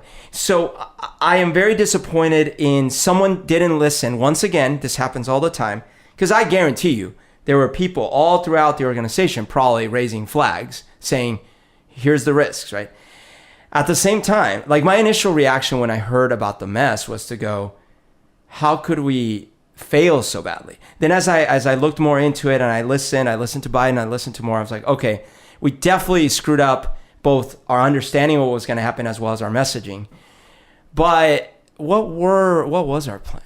Right. So what were we going to do? Right. So that, and of course, my friend who died in Afghanistan, like, why was he there? Right. Why did he die? Was it completely meaningless? Not only trillions of dollars that you and I spent of our money on that war, but also all the death of Americans and the death of Afghani people. The bad press around the world of us occupying another country, causing another generation of terror or people who hate us in Afghanistan. Like, what are we doing? And 20 years later, it's like, well, we just left and it just went back to the way it was. It might even be worse. And it's Vietnam all over again. And have we learned nothing? Well, and Vietnam didn't necessarily have a bone to pick with us directly, whereas they now do. Right. I mean, anyway, so it's just a, but then I wonder, well, why were we there in the first, what was it in a similar way of Vietnam? Was it ever achievable? Was it, because our mission was to democratize and to kind of westernize. Well, but it depends who you talk to, because I heard some military analysts that were there at the beginning and stuff, and they made some cogent points about how, look, our mission, from their perspective, was to go and neutralize these cells and prevent another 9/11. And to their point, we haven't had a 9/11 in 20 years. Now, the problem is, of course, now what happens, we don't know. Right. Yeah. So mission accomplished, maybe? For 20 years. And you could also argue that for 20 years, progression was happening in the for Afghani right. people and women specifically. Right. So that's maybe the silver lining of like, maybe in another 20 years, it'll bend towards justice for women and other kinds of things. Because maybe they've tasted right. a better reality and now there's enough internal is that rebellion. Just us, putting sunshine up our butt or No, I mean, I'm not being optimistic about it. I'm just saying, because we like to be very relativistic. Well, different societies and stuff, but I can't, because my religion, if you will, is that I lean towards like constructive rather than destructive.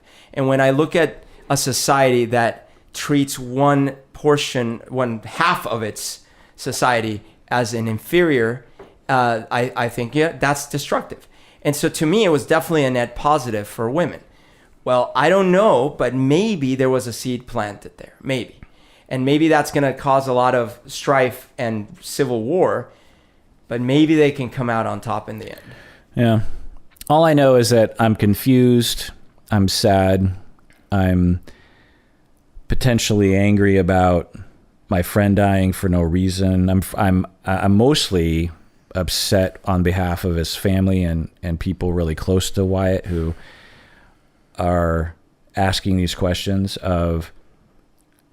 because when Wyatt died 10 years ago, there was still, and maybe more so, hope that there would be some long-lasting positive effect on the society. Well, I think a lot of us had come to believe, I certainly had, that Iraq aside, Afghanistan, we at least had done some good. Right. And so when Wyatt died, it was like, well, he died for a good reason. Right. And seemingly. And Wyatt would have agreed back then because he talked about how he might die. But now we have to say, did he? Was it worth it? Was any of the action worth it? So for me, I have to say yes, because it's like this. The whole thing about a terrorist criminal comes up and says, if you don't do blah, I'm going to kill these people, right? And then you stand your ground and then they kill the people. And they're like, because of your actions, those people died. It's like, no, because of your actions, Mr. or Mrs. Terrorist, those people died. And that's the reality. Like the whole scenario, aliens come down. If you don't sacrifice a child, we'll kill 1 million humans. Like, well, we don't sacrifice children for you. Well, we'll kill 1 million humans. That's on you. It's like, no, it's on you, evil aliens. And we stand our ground on these facts. And so we could look at it like we failed. Like, well, maybe. But at the same time, we're not the ones taking over a country and essentially impoverishing the culture of part of that population or maybe the whole population.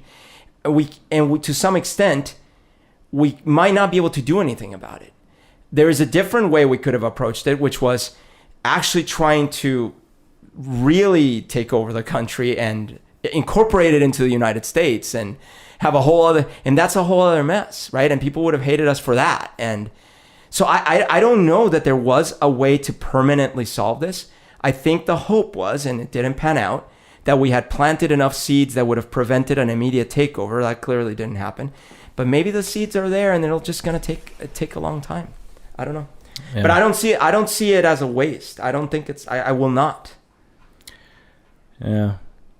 Well, so tougher bluff, Berto. The 9/11 attacks were the deadliest terrorist events ever, or the deadliest attacks on ever to occur on U.S. soil. Tougher bluff.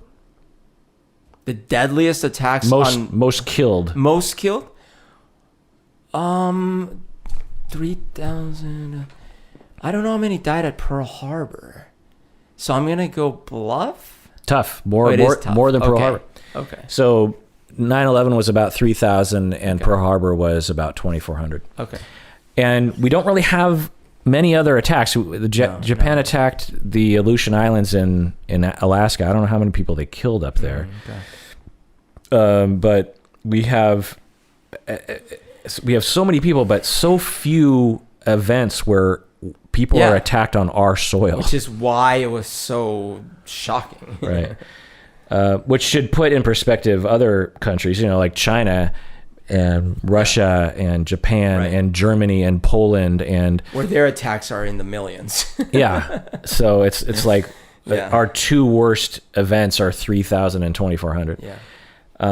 Not to say it wasn't bad, but it should give you some perspective on the multi-generational traumas that other societies are experiencing. So I want to... Oh, sorry. Silly us imperialists.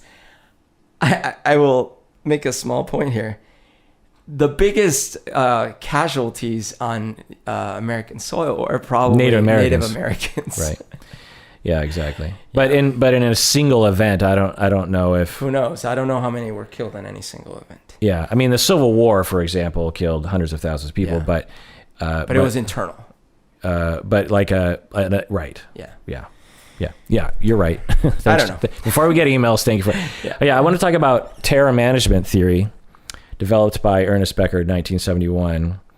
Essentially, the idea is that we're interested in self-preservation, as most animals are, and the difference about humans is that we recognize our death is inevitable, and so we are faced with a desperate need to survive and a desperate understanding of our death. Okay, so a question there, because it's a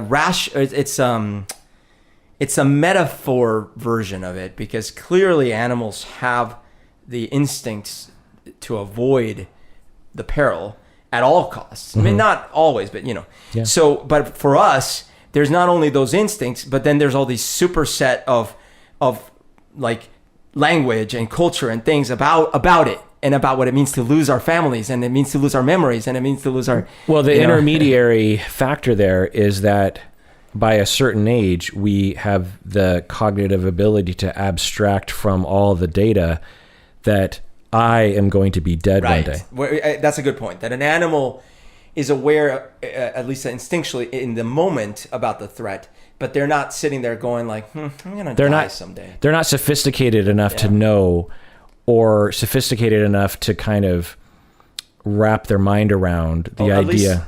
That we know, right? So some animals might, like dolphins, chimpanzees, others might. Yeah, I don't know the research on that, but humans definitely, if those more advanced animals have a slight notion of that, they definitely have a notion of others' deaths. Yeah. Chimps, when they have a tribe member that dies, they definitely understand that person is dead. That my buddy or my mom or my child is dead, and they understand, they exhibit similar things of humans, like where they grieve and they wail and they spend time with. Yeah. And so they definitely understand death, but do they extrapolate from that and say, so I'm going to be dead one day? Yeah. Like what I don't know is like clearly, well, I don't know clearly, but when you watch cows, right? Cows are not aware that not only are they seeing their fellow cows disappear day by day, but they're going to be taken and killed, right?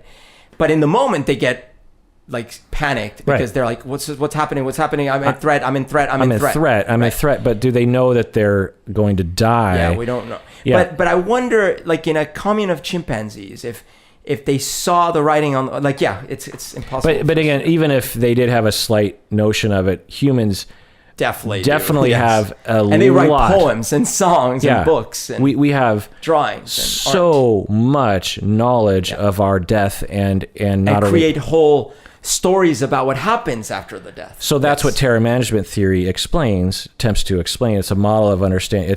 It's managing the terror of the existential threat that is exhibited by religion and the afterlife and art and trying to establish meaning and legacy. Chimps probably don't care about passing on the family name. Humans are, especially in some societies, really interested in like having a family name or having children who feeling like, one of the things that you'll see in humans is like they'll have some problems with infertility, and you think, well, why don't you just adopt? And certainly some people do, but a lot of people are like, but I want the baby to be mine. So we have the idea within terror management theory is that immortality, there are many ways to immortality, and that is a way of us coping with the knowledge of our death. Yeah, you could imagine some advanced civilizations getting to a point where they have consciousness, they have civilization culture, but they're unable to guarantee that the majority of their citizens don't fall into nihilistic despair about the realization. Because we have members of our society that do. They fall into nihilistic desperation. They are some of the killers, that go on rampages and things, where they get to a point where they're like, nothing matters. I'm going to die. Like, I've had conversations with people that have that perspective. It's like, nothing matters. We're all going to die. I'm dead anyways, But lucky for us humans, a majority of humans don't fall into that constant pit of despair day to day and just keep going. Mm-hmm. And you could imagine other types of advanced civilizations that could have sprung up and didn't have that for whatever combination of factors, and then they die off because... Yeah.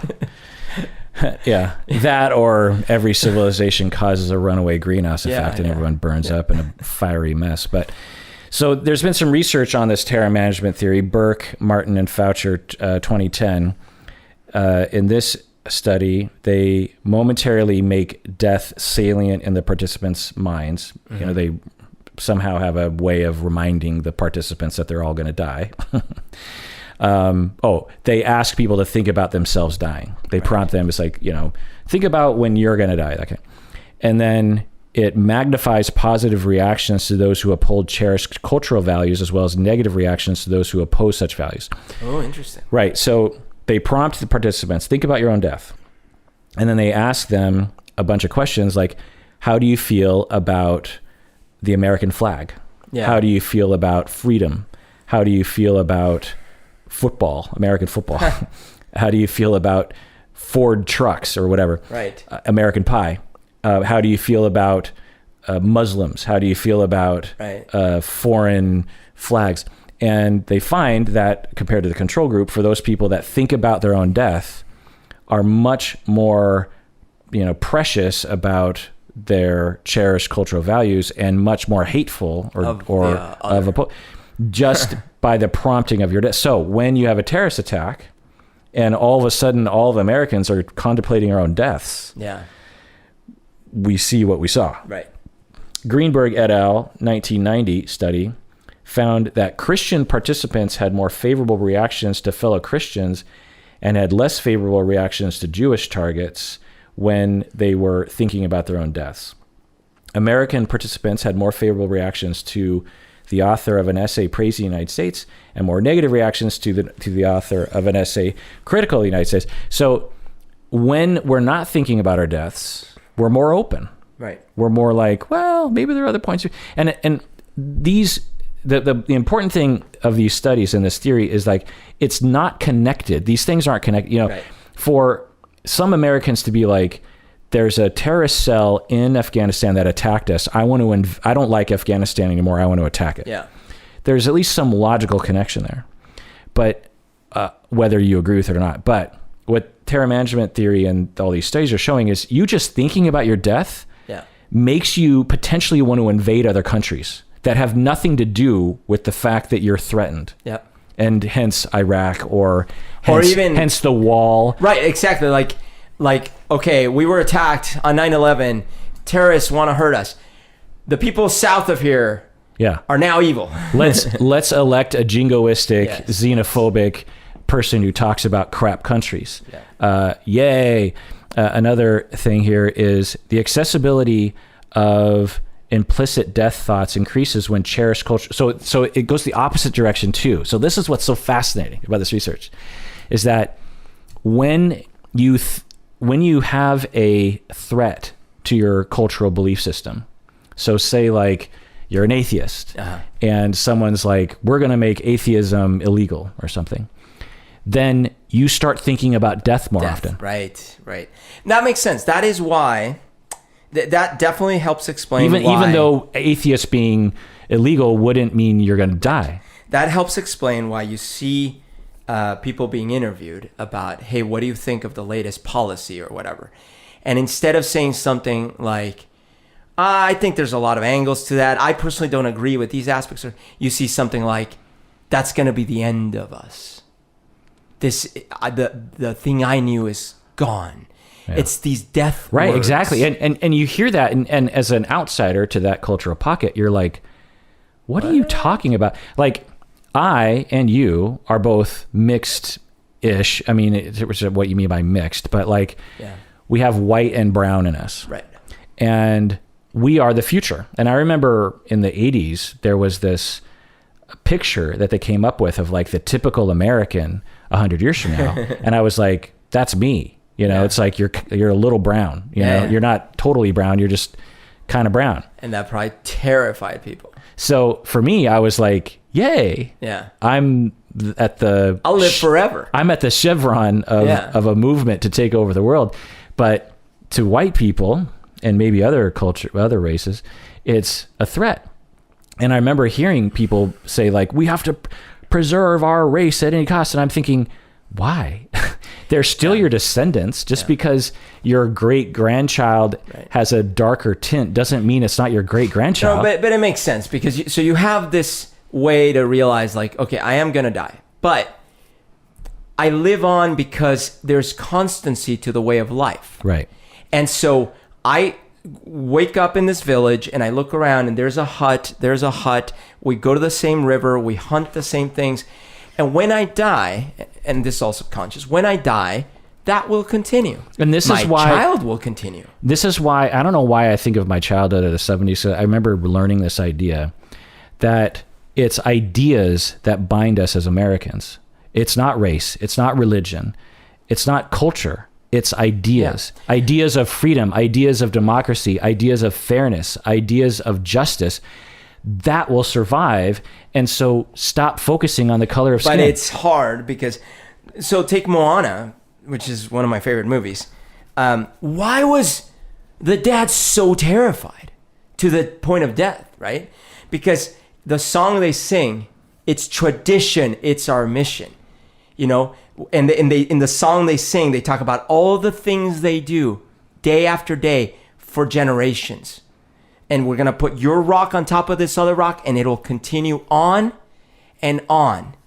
And as soon as someone, in this case Moana, threatens that thought, like, wait, we're running out of fish. We might need to look away. We might need to disrupt tradition. It's not, well, let's talk about it. That's death. That is death. Right. And it's so fascinating. You're right, because it doesn't make rational sense, right? You're like, and it causes us to do so many stupid things as a society, especially when we're all collectively terrified. And the next time this happens, and it will happen again, we need to be rational and listen to the psychoanalysts like me. Anyway, I'm joking, by the way.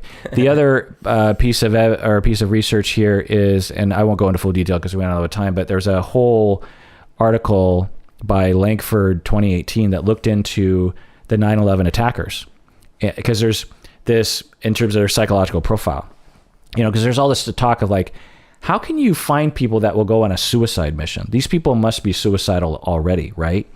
And then there was all this talk of like, nope, these people are, you know, they're not suicidal, they're not depressed. These people are like mentally resilient people who make a choice and based on their belief system or brainwashing or whatever.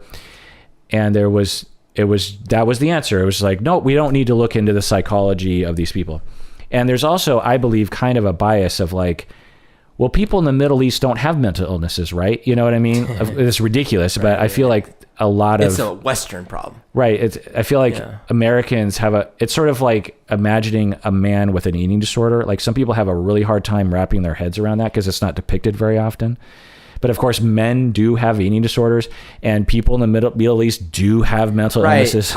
And clearly, it's not like 100% of the people that join these organizations blow themselves up. Right. There's a percentage that they convince that that's the thing to do. Well, so it's chicken or the egg there too, that people who are attracted to these kinds of missions might have something different about them, might have a mental illness like schizophrenia, or a thought disorder, psychosis, delusion, suicidality, depression. And the brainwashers will have an easier time recruiting those kinds of people and will prey on them because they're more isolated and more prone to thought problems. Well, and kids from those parts of the world grow up with a lot of the same traumas. Right. Like think, like Uganda. Why are there so many young child soldiers killing each other? There must be some genetic problem in that part of the world that they're all psychopaths. Yeah. Or they're all traumatized the same way. Right. Because they're all traumatized the same way. Right. Where life means nothing and survival is... And their parents were traumatized the same way. Right. Yeah. But what Langford found out doing a lot of investigation into the 9/11 attackers, many of whom you would interview people that knew them before they died during 9/11, or you would go to Guantanamo Bay and look at the psychology, assessments, is that a number of these attackers, if not most of them, had serious mental or signs of serious mental illness. Yeah. Psychosis, full-blown schizophrenia in some people, or like low-grade schizophrenia, depression, suicidality, substance use disorders. Interesting. And, and that's just one of those things you just don't hear people talking about. No. Like maybe one way we can fight terrorism is to provide mental health services to certain areas of the world. So I wonder if the same study was done with cults. Like, if you would find a similar thing. The other thing, like QAnon people are just like, how do people believe that Hillary is a lizard person and that they're lasers? And every time I hear that, I'm like, have you heard of psychosis? Because there's a lot of people on the psychotic spectrum in this country, a pretty sizable percentage, and they're prone to this kind of way of thinking. Right. And when you give them a venue to justify their thought problems, and there's lack of a system that will help them get treated, then you get what you have, and there's this idea that somehow people who have schizophrenia can't march on Washington. They can march on Washington. People with schizophrenia who are in the full, or bipolar, psychosis are in the throes of a massive episode. They can march on Washington. They can go online. They can even run for office and get votes. Like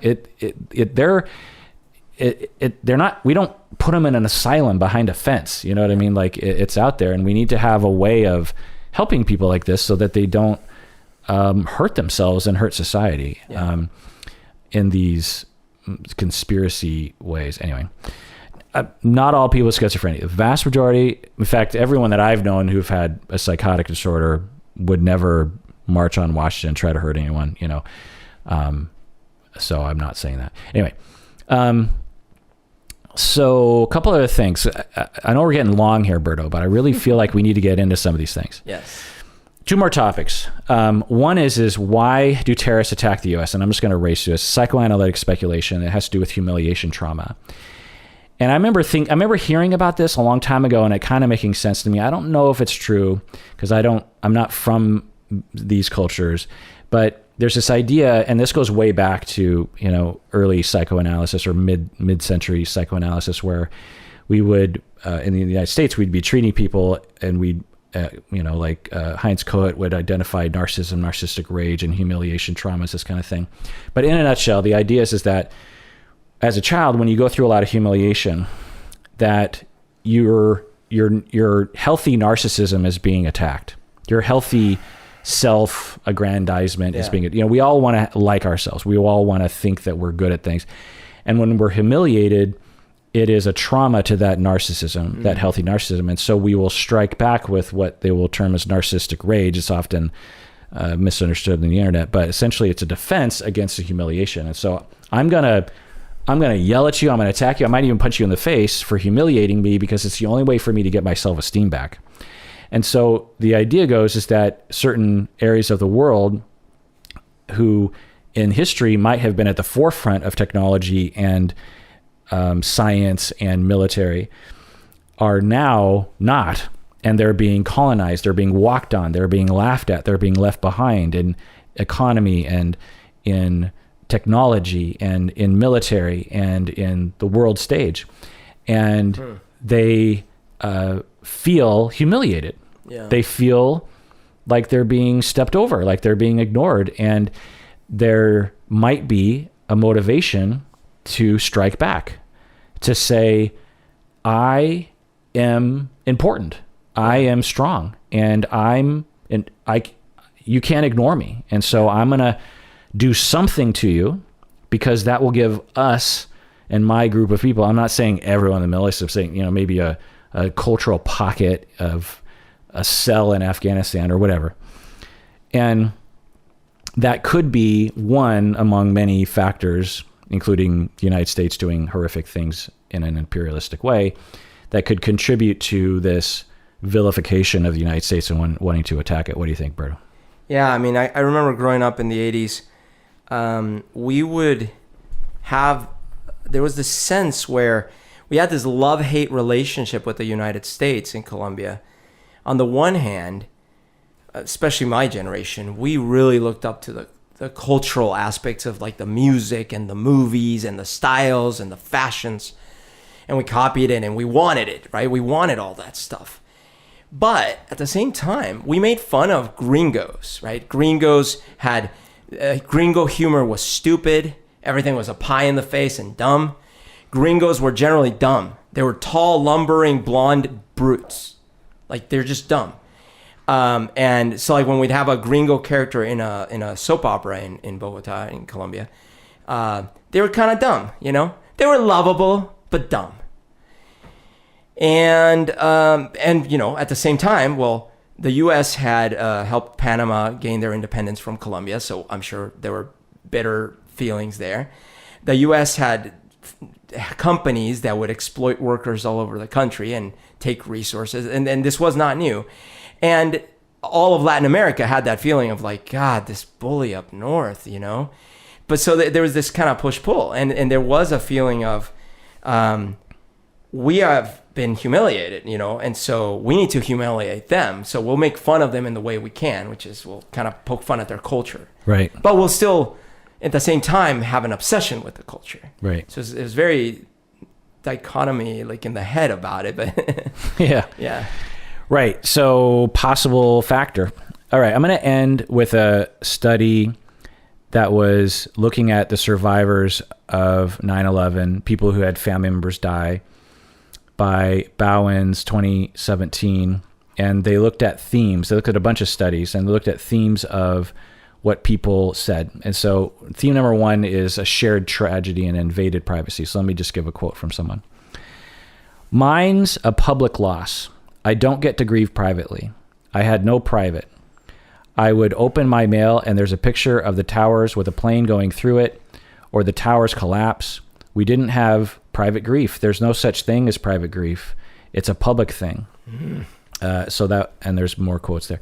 Theme number two is notifications and bodily remains. This is rough. By the way, trigger alert on this because this is. We got a total of 6 body parts. Oh, jeez. 4 times we had to open the grave. The first time, and then 3 more times. One of the times was just in March. We just got another this year. Yeah, we just buried another piece of him. I couldn't believe we were doing it again. A week later, we got a call. A week after it was in the paper saying they were done identifying. We got a call saying we got another piece. Oh. So just imagine that, Berto. Oh, no. Right? Because you want to honor the peace of your father or your husband or something.